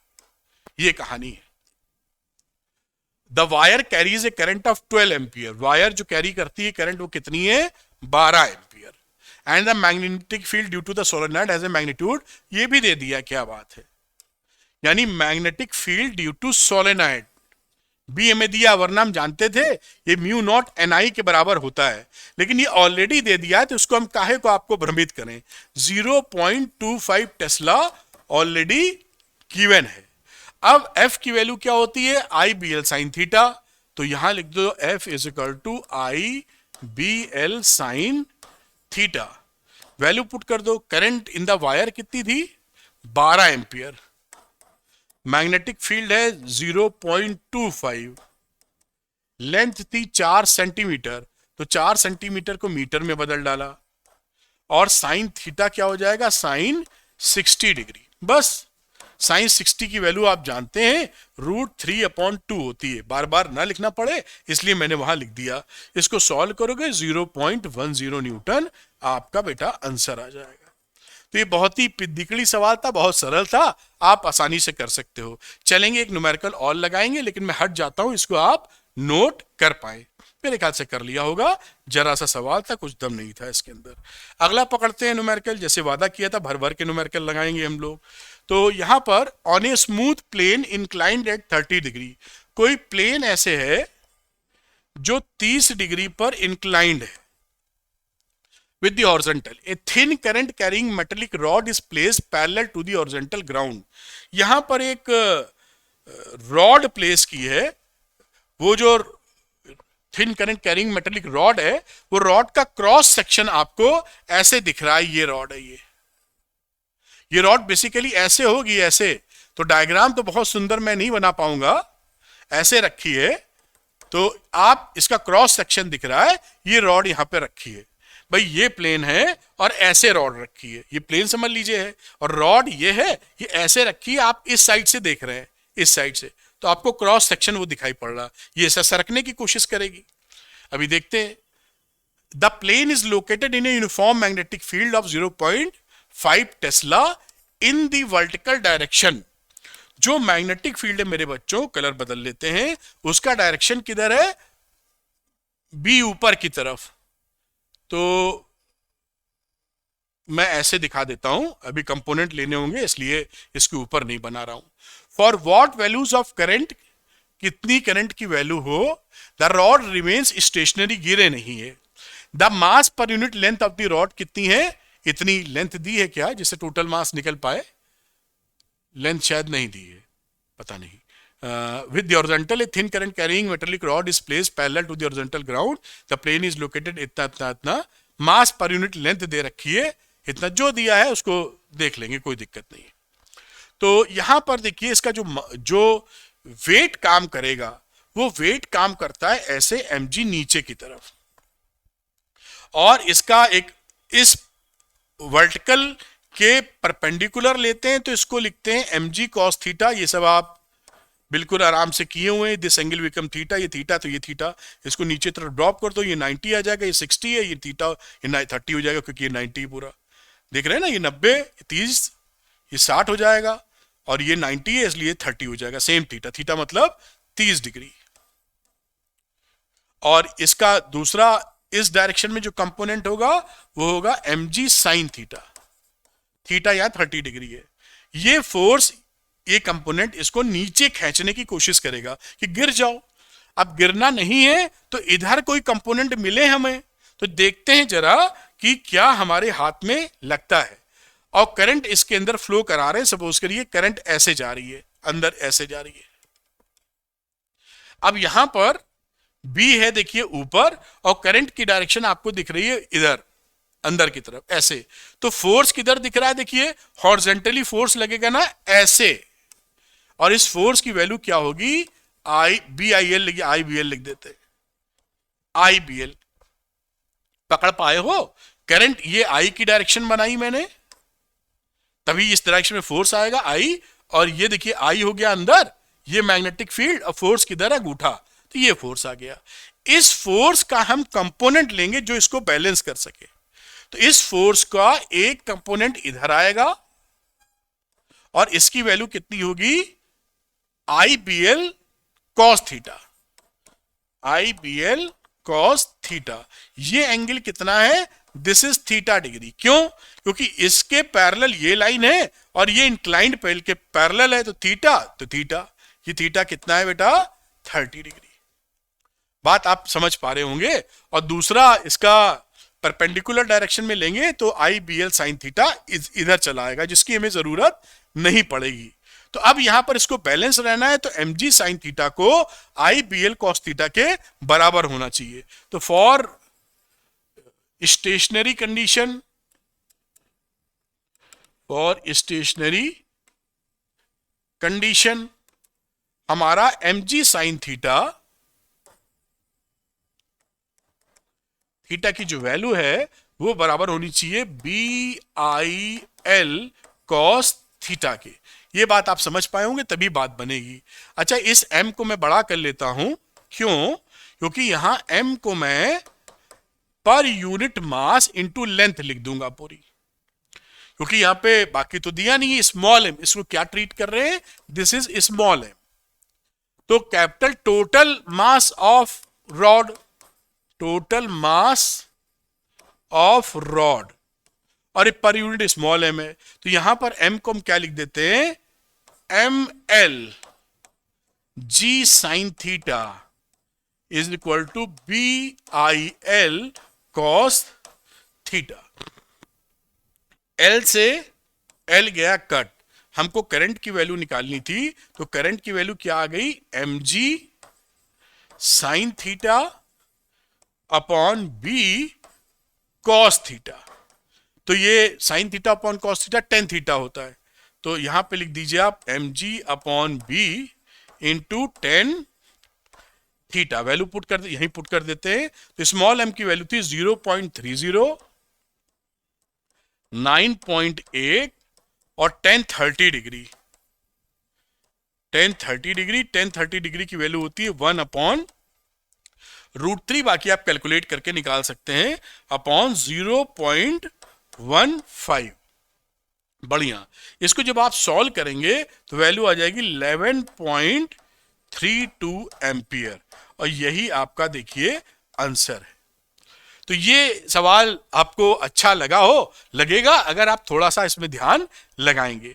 तो यहां पर जो टॉपिक था कि करंट कैरिंग कंडक्टर अगर एक मैग्नेटिक फील्ड में है तो कितना फोर्स एक्सपीरियंस करेगा, ये चरण यहां कंप्लीट हो जाता है। अब तीसरी बात सामने उठेगी कि दो करंट कैरिंग कंडक्टर हैं इनफाइनाइटली लेंथ के, तो वो एक दूसरे पे कितना फोर्स लगाते हैं, और जब करंट सेम डायरेक्शन में होती है तो फोर्स अट्रैक्शन का है या रिपल्शन का है, ये भी बातचीत हम लोग देखेंगे। इसको आप नोट कर लीजिए, फिर अगले टॉपिक को आपके सामने मैं लेके आता हूं। बढ़िया, इसको मेरे ख्याल से आपने नोट कर लिया होगा। चलते हैं एक कदम और आगे। अब यहां पर देखिए force between two parallel current carrying conductors, तो ये पैरेलल में देखिए ये दोनों एक दिशा में जा रहे हैं। जब भी यहां पर एक दिशा में करंट फ्लो होती है, इसमें I1 है, इसमें I2 करंट है, तो इनके बीच में अट्रैक्शन होता है, अट्रैक्शन। और जब एंटी पैरेलल करंट होती है, एक इधर जा रही है ये, तो यहां कहीं मैं लिख देता हूं इनके बीच में क्या होगा, अट्रैक्शन। कैसे होता बात करेंगे, और इनके बीच में होगा रिपल्शन, क्योंकि करंट की डायरेक्शन अपोजिट है, करंट की डायरेक्शन सेम है। कैसे अट्रैक्शन रिपल्शन है इसकी पहले बात करेंगे, फिर कितना फोर्स एक दूसरे पर लगा रहे हैं इसकी बात करेंगे। तो देखिए यहां पर जो I1 करंट फ्लो कर रहा है, इस वायर की वजह से यहां बनेगा मैग्नेटिक फील्ड, उस मैग्नेटिक फील्ड में I2 है करंट, इसलिए फोर्स एक्सपीरियंस करेगा। तो ये B1 की वजह से यहां मैग्नेटिक फील्ड कैसे बनेगा, अंगूठा I1 की डायरेक्शन में और कर्ल कर रहे हो फिंगर तो अंदर जा रही है, यहां मैग्नेटिक फील्ड कैसे बना, क्रॉस कर देते हैं, B1 नाम लिख देते हैं। इसकी वजह से B1 किसकी वजह से, I1 की वजह से।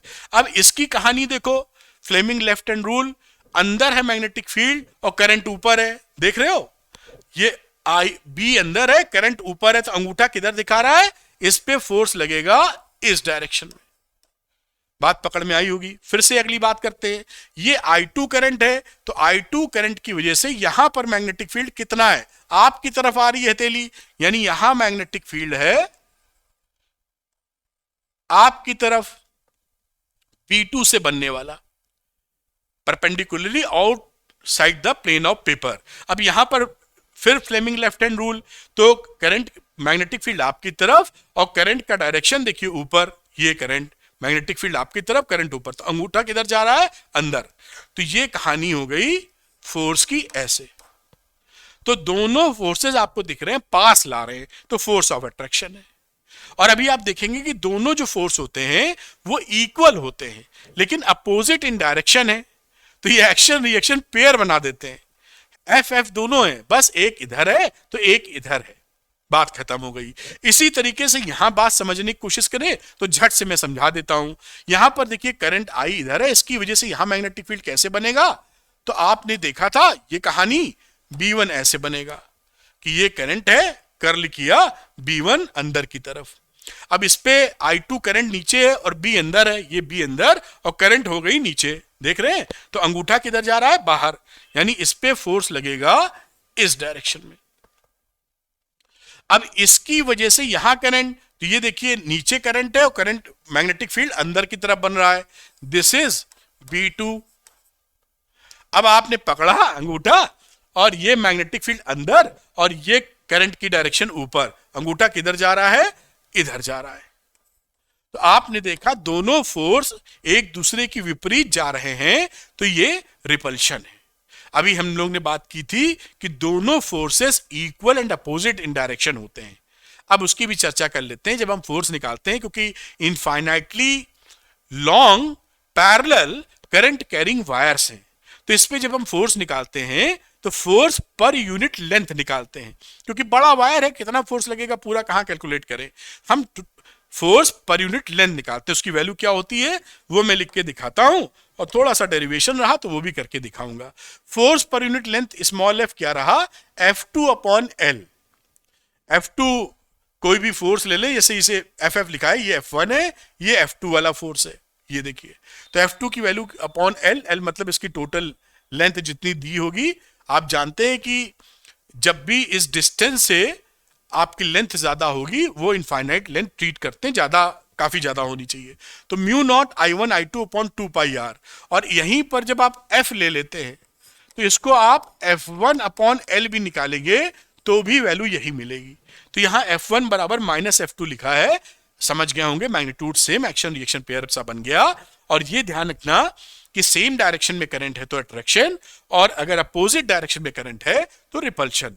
ये फॉर्मूला कैसे आया इसकी चर्चा फटाफट कर लेते हैं, यानी एक डेरिवेशन करेंगे हम, फिर न्यूमेरिकल भी करेंगे, छोड़ेंगे कुछ नहीं, जिससे ये वीडियो देखने के बाद आप सॉलिड तरीके से अपना काम बना ले। तो ये ले लेते हैं दो वायर, एक के लिए निकालते हैं, बाकी के लिए आप वैसे निकाल सकते हैं। इसमें करंट जा रही थी I1 और इसमें करंट जा रही थी I2। तो अब यहां पर I1 की वजह से यहां मैग्नेटिक फील्ड कितना बनेगा? तो यहां मैग्नेटिक फील्ड इसी कलर से लिख देते हैं, जो अंदर की डायरेक्शन में बन रहा था B1, उसकी वैल्यू क्या होगी? तो magnetic field due to I1 current, तो B1 की वैल्यू हो गई mu naught I1 upon 2πr। r क्या है? इनके बीच का डिस्टेंस, ठीक है। ये जो वायर्स हैं ये वायर्स इनफाइनाइट लेंथ के हैं, यानी काफी लंबे हैं, इनफाइनाइटली लॉन्ग वायर्स, इसलिए लिख रहा हूं किसी तरह का कोई कंफ्यूजन आपको ना हो, लंबे वायर्स हैं। तो ये B1 की वैल्यू जो मैंने यहां लिखी है वो आपने लिख मारी। अब इस पे यहां पे करंट I2 है, तो इस मैग्नेटिक फील्ड में ये भाई साहब बैठे हुए हैं, तो इन पे फोर्स कितना लगेगा? तो हम ये फॉर्मूला जानते हैं F2 का, ILB साइन थीटा। तो I मतलब I2, लेंथ इसकी हो गई, और B इसका है, यानी B1 साइन 90 डिग्री। साइन 90 क्यों? क्योंकि मैग्नेटिक फील्ड अंदर है, करंट ऐसे है, तो दोनों के बीच में 90 डिग्री, ये मैग्नेटिक फील्ड, ये करंट, एंगल 90। वैल्यू रख देते हैं, I2 की तो कोई वैल्यू रखनी नहीं है, L की कोई वैल्यू रखनी नहीं, B1 ऊपर से आ जाएगा। तो म्यू नॉट I1 2πr, और साइन 90 तो होता है साहब 1, तो बात उसकी खत्म हो गई। तो F2 यहां कितना मिला एक बार लिख लेते हैं, ये वैल्यू मिली mu naught I1 I2 upon 2πr into L। ये फोर्स ऑन वायर नंबर 2 पर है।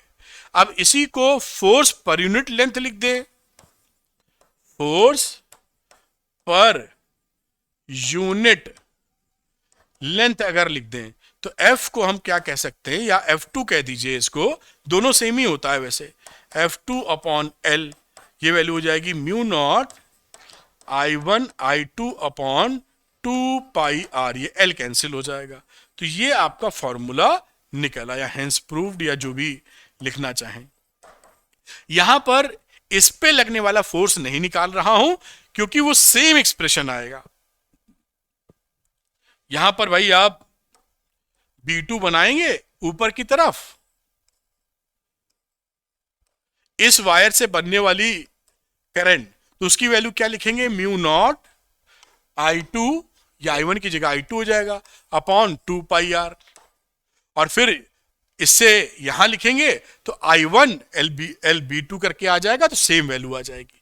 यहां ध्यान रखना है कि अगर यहां अट्रैक्शन का फोर्स मैं लिख दूं F2 है और यहां मैं लिख दूं दिस इज F1 है, तो ये जो मैंने पहले लिखा था कि दोनों का जो फोर्स होता है vectorially F1 is equal to minus F2, equal हैं एंड अपोजिट इन नेचर है। सेम करंट था तो यहां पर अट्रैक्शन हो रहा है, जो आप बात सीख पाए होंगे।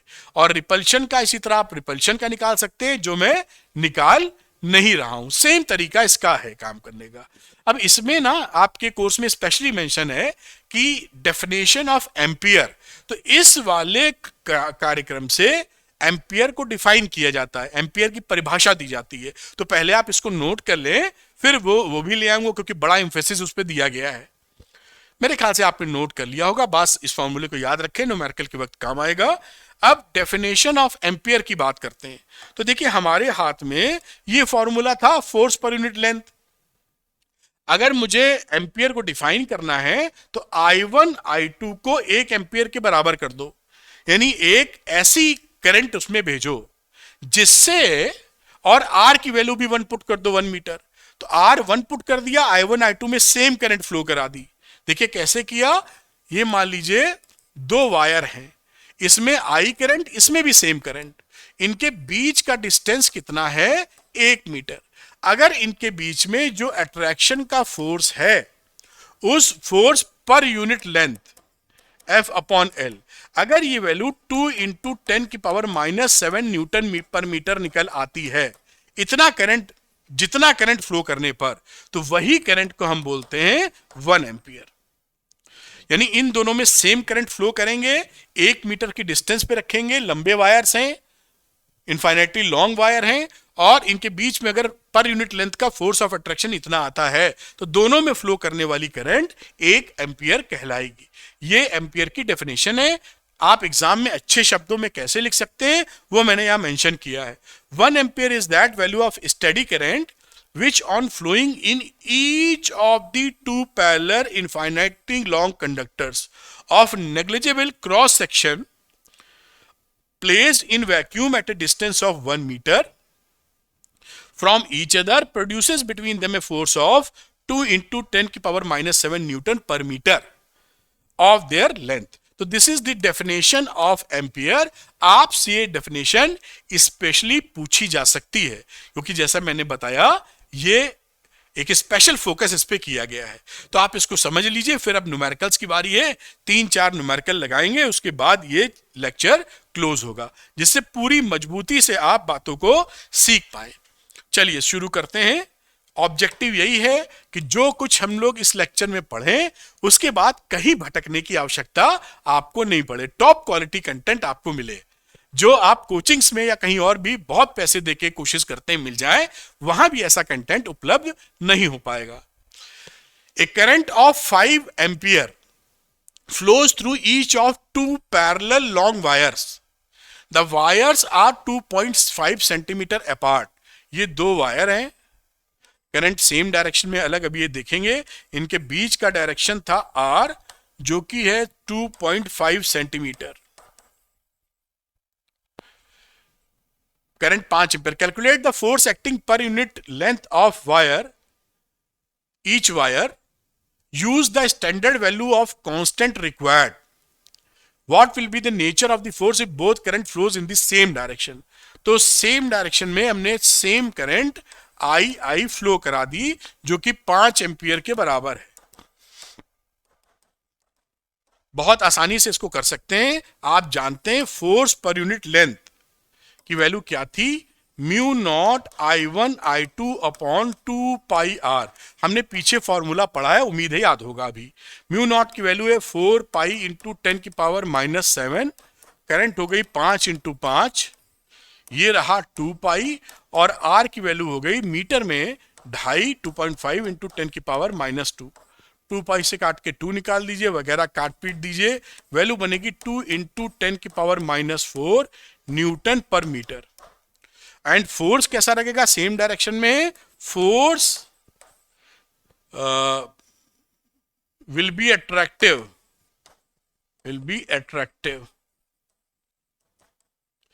ये क्या लिखेंगे, करंट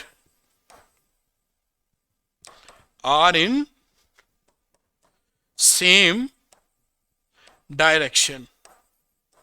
तो जब भी इसे बोलते हैं पैरेलल, ये पैरेलल करंट्स हैं और एक में इधर एक में नीचे जाएगी तो एंटी पैरेलल करंट बोलते हैं। तो इसका नाम क्या देते हैं फिजिक्स में, पैरेलल करंट्स। दोनों एक ही लाइन में है, दोनों एक ही दिशा में है, और एक इधर जाए एक नीचे जाए तो एंटी पैरेलल करंट। सब मजेदार चीजें हैं, इसको नोट करिए। अगला न्यूमेरिकल फिर से बनाएंगे हम लोग, बड़े प्यार से इसको नोट कर चुके होंगे। आइए देखते हैं अगला न्यूमेरिकल।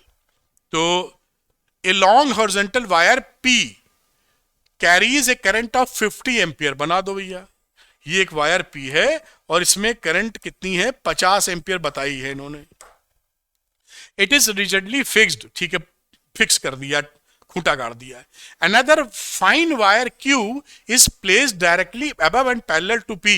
यहां पर इसके ऊपर एक हमने Q वायर रखा है पैरेलल टू P। बढ़िया। The weight of the wire Q is इतने न्यूटन पर मीटर। इसका जो वजन है वो स्मॉल m दे रखा है, इसका पर मीटर है ना, मीटर इतना मास पर यूनिट वेट है, ये मास नहीं है। तो मैं W लिखता हूं 0.075 न्यूटन में है, न्यूटन मीटर, इतना इसका वेट है Q का। And it carries a current of 25 ampere, 25 ampere की करंट है। Find the position of the wire Q from the wire P so that Q remains suspended. लटका रहे ये due to the magnetic repulsion. Repulsion का जिक्र कर रहा है क्योंकि आप ये जानते ही हैं इस पे वेट तो काम करेगा नीचे, अगर इसको लटके रहना है तो मैग्नेटिक फोर्स को ऊपर रहना होगा। तो अगर करंट इधर जा रही है तो इसमें करंट अपोजिट डायरेक्शन में जाएगी, तभी आपका रिपल्शन मिलेगा। ये एंटी पैरेलल करंट्स हैं, anti parallel currents.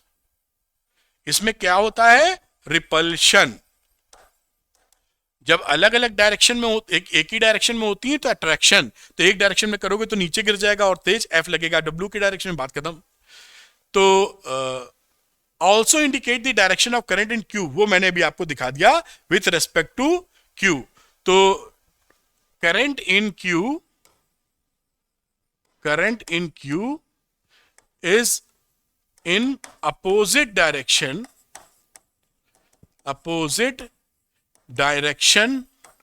Of current in P। ये आप समझ गए होंगे, क्योंकि रिपल्शन ना मिला तो ये सस्पेंड नहीं रह पाएगा। अब फोर्स लगाते हैं, ये जो फोर्स की वैल्यू है यही W के बराबर हमको करनी है।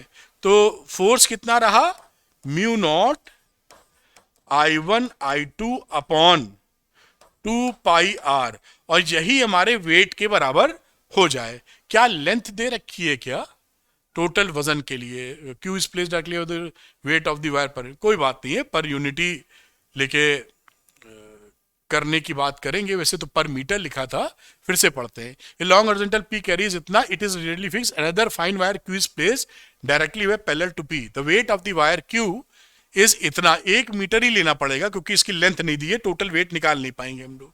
And it carries a current of 25 ampere.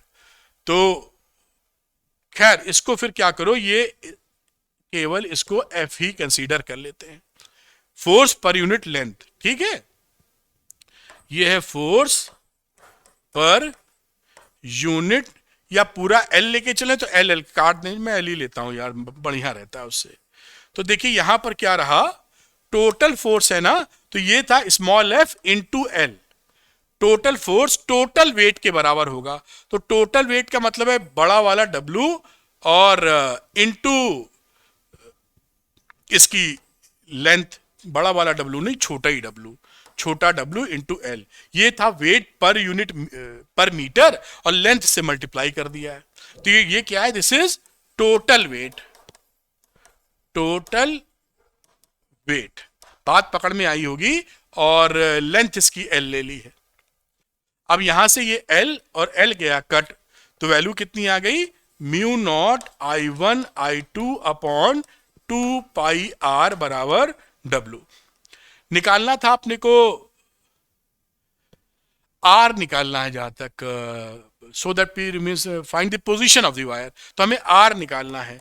इससे हम आर निकालने पे गए तो वैल्यू क्या लिखोगे, mu naught I1 I2 upon और 2 पाई डब्लू, वैल्यू पुट कर दीजिए। म्यू नॉट अपॉन 2 पाई है तो वैल्यू हो जाएगी 2 इंटू 10 की पावर -7, या म्यू नॉट की 4 पाई करके वही पुट कर दीजिए, आपको आसानी लगेगी। 4 पाई इंटू 10 की पावर -7, और 50, एक में 50 एम्पियर, एक में 25 एम्पियर, तो 50 इंटू 25 अपॉन 2 पाई, और वेट पर यूनिट लेंथ 0.075, ये वैल्यू पुट कर दी आपने। थोड़ा सा इसको ऊपर ले जाते हैं। अब इसको 2 पाई से काटोगे, ये बचेगा 2, बाकी सॉल्व कर लेना। तो वैल्यू कितनी आएगी, 3.33 इंटू 10 की पावर -3 मीटर, यानी इसको मिलीमीटर में चेंज कर दें तो 3.33 मिलीमीटर, ये आपका आंसर आ रहा है। इस तरह से सवाल प्रेम पूर्वक कर सकते हैं। ये बड़े पूछे जाते हैं जिसमें वेट को बैलेंस किया जाता है, तो इसको आप नोट करें, बड़ा आसानी से इसको नोट कर सकते हैं, मेरे ख्याल से नोट कर पाए होंगे आप। तो चलिए आगे की कहानी करते हैं, जिससे पूरी चीज क्लैरिटी से आपकी समझ में आ जाए। तो अगला न्यूमेरिकल लगाते हैं। अभी हम लोग 2 न्यूमेरिकल और लगा, एक ये, इसके बाद एक और लगाएंगे, तो पूरी चीज कंप्लीट हो जाएगी और आपको सब कुछ समझ में आ जाएगा। इस वीडियो के बाद आप मजबूत, ये बड़ा देखने में बड़ा सवाल लग रहा है, लेकिन इसमें समझाया गया है कि एम्पियर डिवाइस या एम्पियर करंट नापने वाली बैलेंस क्या कहते हैं। तो लिखा है current balance ampere is a device for measuring currents. एक डिवाइस होती है एम्पियर बैलेंस, गूगल करके देखेंगे तो दिख जाएगा। The current to be measured in arrangement to go through 2 long parallel wires. ये 2 तरह की लॉन्ग पैरेलल वायर्स होती हैं, समझ लीजिए। वायर्स और इक्वल लेंथ, दोनों की लेंथ इक्वल है, in opposite direction, one of which is link to the pivot of the balance. एक को हम पाइवट कर देते हैं, फिक्स कर देते हैं, दूसरी मूव कर सकती है।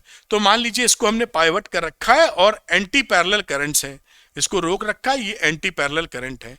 तो जब एंटी पैरेलल करंट होगी तो इसमें होगा डिफ्लेक्शन, ये रिपल्शन होगा ना इन दोनों में, ऐसे एफ। ये तो जाम है तो भाग नहीं सकती, ये ऐसे घूमेगी। तो यहीं पर हम क्या करते हैं, वेट लटका देते हैं इसको बैलेंस करने से लिए। तो वेट लटकाकर हम फोर्स को मेजर कर लेते हैं कि कितना फोर्स लग रहा है इसको भगाने के लिए। तो उस फोर्स से फिर हम इसमें फ्लो करने वाली करंट को पकड़ लेते हैं, ये बात हो जाती है।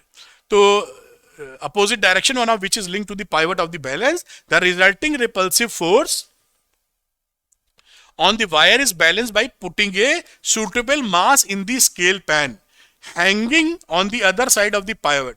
तो यहां पर आप भाग ना पाए, वेट लटका दीजिए, उसी से मेजर कर लेंगे। तो अब ये था ये बताना कि ये क्या होता है। अब अगला सवाल हमारे पास है, दोनों में सेम करंट होती है, पकड़िएगा यहां पर। In one measurement the mass in the scale pan is 30 ग्राम। एक बार हमने मास निकाला, 30 ग्राम निकला। The length of the wires is 50 centimetre each and the separation between them is 10 millimetre. ये सेपरेशन कितनी है, 10 मिलीमीटर। बहुत सुंदर। What is the value of the current being measured, यानी आई कितनी आएगी, टेक जी बराबर फलाना and assume that arms of the balance are equal. बढ़िया। अब यहां फोर्स पर यूनिट लेंथ निकाल लेते हैं, रिपल्शन का है ना, तो mu naught upon 2 pi I1 I2 upon R, यानी mu naught I1 I2 upon 2 pi R. तो force on the conductor L, force on conductor of length L, मान लीजिए लेंथ कुछ एल रही है, तो फोर्स कितना होगा, लेंथ से मल्टीप्लाई कर दो, mu naught I1 I2 upon 2πr into L. ठीक, अब पैन है बैलेंस, भाग तो रहा नहीं है, तो इसको थोड़ा सा ऊपर ले जाते हैं और लिखते हैं when pan is balanced, when pan is balanced, जब ये बैलेंस्ड है तो उस समय सिचुएशन क्या होगी, यही फोर्स इसके वेट को बराबर कर देगा, तो mg is equal to this force F, और ये फोर्स की वैल्यू क्या है, म्यू नॉट I1 I2 की जगह दोनों I हैं यहां पर, तो मैं इस फॉर्मूले का इस्तेमाल कर रहा हूं, सेम करंट है तो I into I upon 2πr into length L। उम्मीद है बात पकड़ पाए होंगे। यहां से आप आई स्क्वायर की वैल्यू निकाल लीजिए, तो आई स्क्वायर की वैल्यू होगी 2πmg r upon mu naught into length, यहीं से आई स्क्वायर पकड़ लिया, कोई बड़ी बात हम लोगों ने नहीं की है, तो वैल्यू रख देते हैं, ये रहा 2π, मास 0.03, देखिए दिया था इसके अंदर mass of the scale pan दे रखा 30 ग्राम बैलेंस कर रहा है, तो 0.03 इंटू 9.8 इंटू 0.01 अपॉन 4π, इसकी वैल्यू रख रहे हैं इंटू 10 की पावर -7, 0.50, ये लेंथ ऑफ द वायर थी, ये वैल्यू कितनी आ जाएगी 29400, तो आई की वैल्यू क्या रही, √29400 यानी 171.46 एम्पियर, ये आपका आंसर रहा। ये एनसीईआरटी का क्वेश्चन था, तो इस तरीके से ये सवाल कर सकते हैं। मैं एक बार ऊपर से आपको दिखाता हूं, ये आप नोट डाउन कर लीजिए, फिर हम लोग आज का आखिरी सवाल करने वाले हैं, तो इसको मैं यहां तक लाके रोकता हूं, आप इसको ध्यानपूर्वक कर लीजिए, तो मेरे ख्याल से आप इसको कर पाए होंगे। ठीक है, तो अब इसके आगे हम लोग आगे चलना चाहेंगे, बात आप समझ गए हैं यहां पर पूरी कहानी, तो चलिए आगे चलते हैं, इसको अभी दिखाना होगा ऊपर, तो आज का लास्ट क्वेश्चन करते हैं, वो भी इंटरेस्टिंग है और बोर्ड में आ चुका है और कई जगह उसका यूज भी होता है, इसलिए मैंने पकड़ा क्योंकि हम लोग डिटेल्ड वीडियो में हैं, तो पूरी चीज अच्छे से समझ में आपको आ जाए।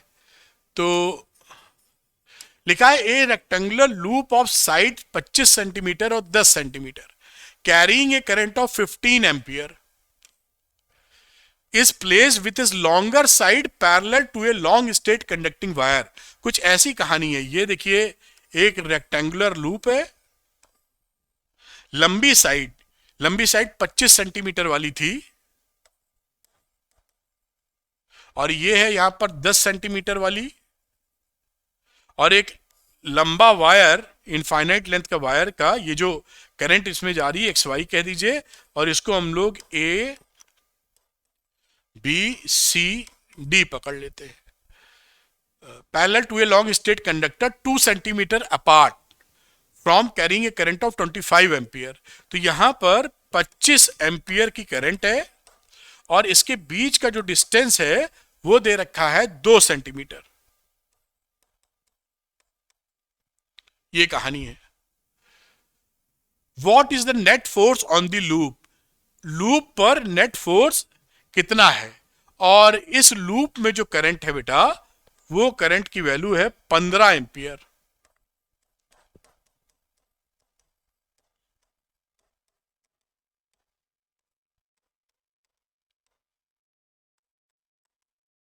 ये कहानी है, net force on the loop, net force, very interesting question, force on loop ABCD,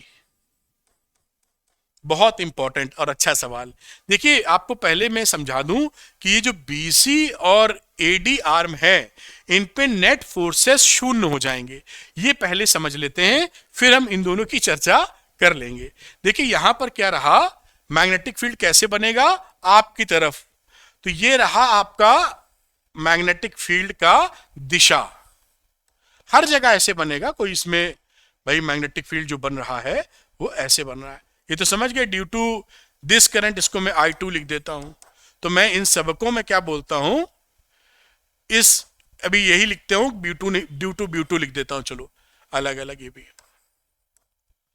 अब यहां पर देखिए मैं सीबी या बीसी और इसकी बात कर रहा हूं, इस पे फोर्स किधर लगेगा, लॉरेंट्स वाला फ्लेमिंग का left hand rule, magnetic field आपकी तरफ है, करंट जा रहा है ऊपर की तरफ, ये देखिए, तो फोर्स किधर लग रहा है, अवे, यानी कि इन पर फोर्स लग रहा है एफ ऐसे। इधर देखते हैं आपकी तरफ करंट है और करंट नीचे है, ये मैग्नेटिक फील्ड इंडेक्स, और ये करंट, अंगूठा किधर भाग रहा है, इधर लग रहा है फोर्स एफ। तो यहां से यहां तक जो जो फोर्स लगेगा वो यहां से यहां तक वही फोर्स यहां लगेगा, क्योंकि यहां से डिस्टेंस तो सेम है सबकी, जो पॉइंट यहां वो पॉइंट यहां, जो पॉइंट यहां वो पॉइंट यहां, जो पॉइंट यहां वो पॉइंट यहां, इससे तो मैग्नेटिक फील्ड सेम नहीं रहेगा हर जगह, अलग अलग मैग्नेटिक फील्ड बदलेगा, क्योंकि यहां से आर बदल रहा है, लेकिन यहां भी तो वही बदलाव होगा। तो ये इन दोनों पर नेट फोर्स आपस में कैंसिल कर जाएंगे। तो मैं लिख देता हूं, ये बड़ा इंपॉर्टेंट पॉइंट है, नेट फोर्स या फोर्सेस, नेट फोर्स लेके forces on BC and AD will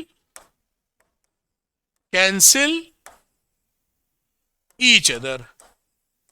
क्यों? क्योंकि they are equal and collinear. ठीक भाई, इक्वल है, और अगर यहां पे फोर्स इधर लिया है तो यहां पर भी इधर लेंगे, दोनों एक ही डायरेक्शन में है, तो they both the forces equal and collinear. तो हमें इस आर्म की वजह से तो फोर्स निकालने की आवश्यकता ही नहीं है, तो हम निकालेंगे केवल ए बी पर लगने वाला फोर्स और सी डी पर लगने वाला। तो ए बी पे लगने वाला फोर्स किधर होगा, मैग्नेटिक फील्ड आपकी तरफ है, तो करंट फ्लो की ऐसी मैग्नेटिक फील्ड आपकी तरफ, तो फोर्स किधर है, डाउनवर्ड डायरेक्शन, दिख रहा है आपको।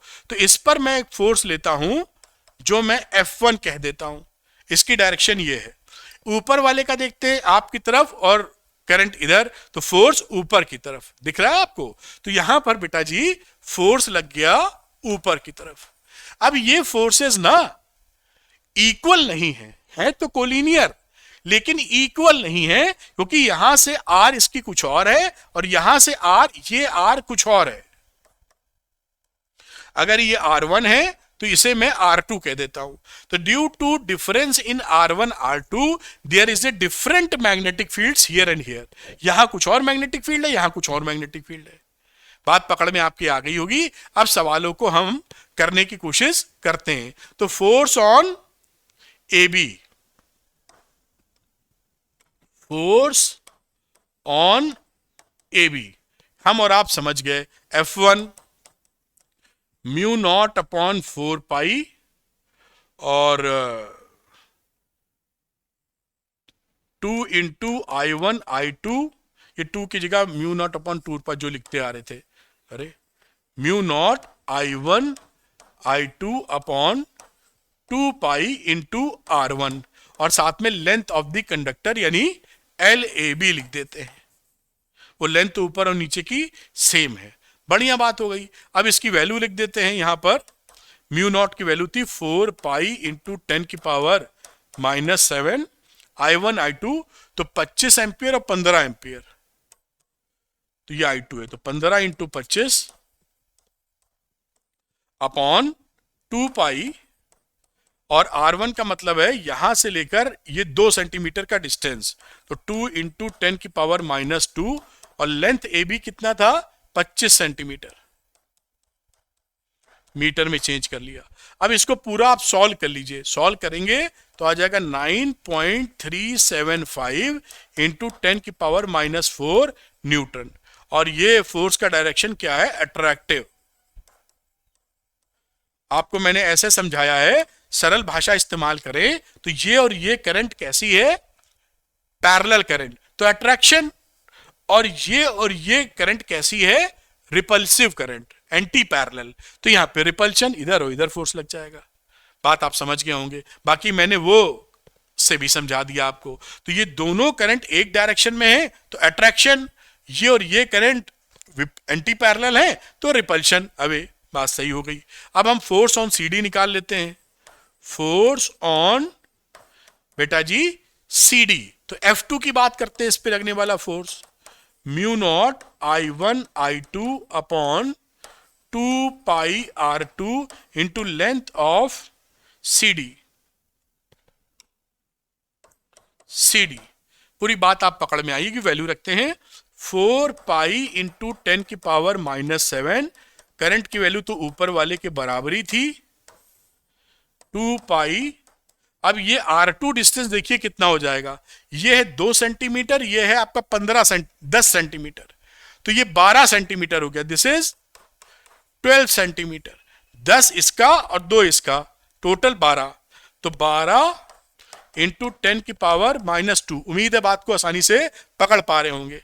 और ये लेंथ तो सेम थी, 25 इंटू 10⁻⁻²। अब इसको पूरा आप सॉल्व कर लीजिए, वैल्यू बचेगी 1.5625 इंटू 10⁻⁻⁴ न्यूटन रिपल्सिव आ रही है। अब नेट फोर्स निकालने जाएंगे तो घटाना पड़ेगा फोर्स, तभी तो बात बनेगी। तो net force on the loop, net force on the loop क्या होगा, F इज इक्वल टू, बड़े में से छोटा घटा दीजिए, दोनों एक दूसरे के अपोजिट डायरेक्शन में है ना, एक नीचे एक ऊपर है, तो जो बड़ा दिख रहा हो, जैसे कि बड़ा ये दिख रहा है, इसमें से घटा दे F1 माइनस F2, तो 9.375 इंटू 10⁻⁻⁴ माइनस 1.5625 इंटू 10⁻⁻⁴, और ये वैल्यू कितनी आ जाएगी, अप्रोक्सीमेटली 7.8 इंटू 10⁻⁻⁴ न्यूटन। और क्योंकि अट्रैक्टिव फोर्स ज्यादा तगड़ा था इसलिए अट्रैक्शन मिलेगा, F1 बड़ा था F2 से, इसलिए अट्रैक्टिव मिलेगा। ये पूरी बात मैंने समझा दी। ये जो क्वेश्चन है, ये क्वेश्चन इंपॉर्टेंट है, तो मैं इसको नीचे कर देता हूं। हम लोग ये जो वीडियोस हैं इसमें सारे डेरिवेशन, सारे न्यूमेरिकल्स, पूरी चीज फोड़ डालेंगे हम लोग। वेरी इंपॉर्टेंट आपके एग्जाम के लिए भी। और इन वीडियोस को अगर आप देख रहे हैं तो जो फ्यूचर एग्जामिनेशंस आप देंगे, नीट जेई वगैरह, उसके लिए इतने फंडामेंटल में स्ट्रॉन्ग कर दूंगा कि आपको मजा आने लगेगा इन लेक्चर्स में। भाई फिजिक्स में कहते हैं ना कि आपको फिजिक्स में प्यार नहीं हो रहा या समझ में नहीं आ रही, तो ऐसी कहावत है कि आपको एक अच्छा टीचर नहीं मिला। तो आप चिंता ना करें, मेरे साथ जुड़े, अपने दोस्तों के साथ भी शेयर करें वीडियो, जैसे वो भी जुड़े, और एक नंबर टॉप क्वालिटी कंटेंट आप लेते रहिए। इसको नोट कीजिए। तो ये आपने नोट किया होगा स्क्रीनशॉट या पॉज करके, इसको मैं थोड़ा ऊपर करता हूं जिससे पूरी बात आपके सामने आ जाए, नोट कर पाए होंगे आप।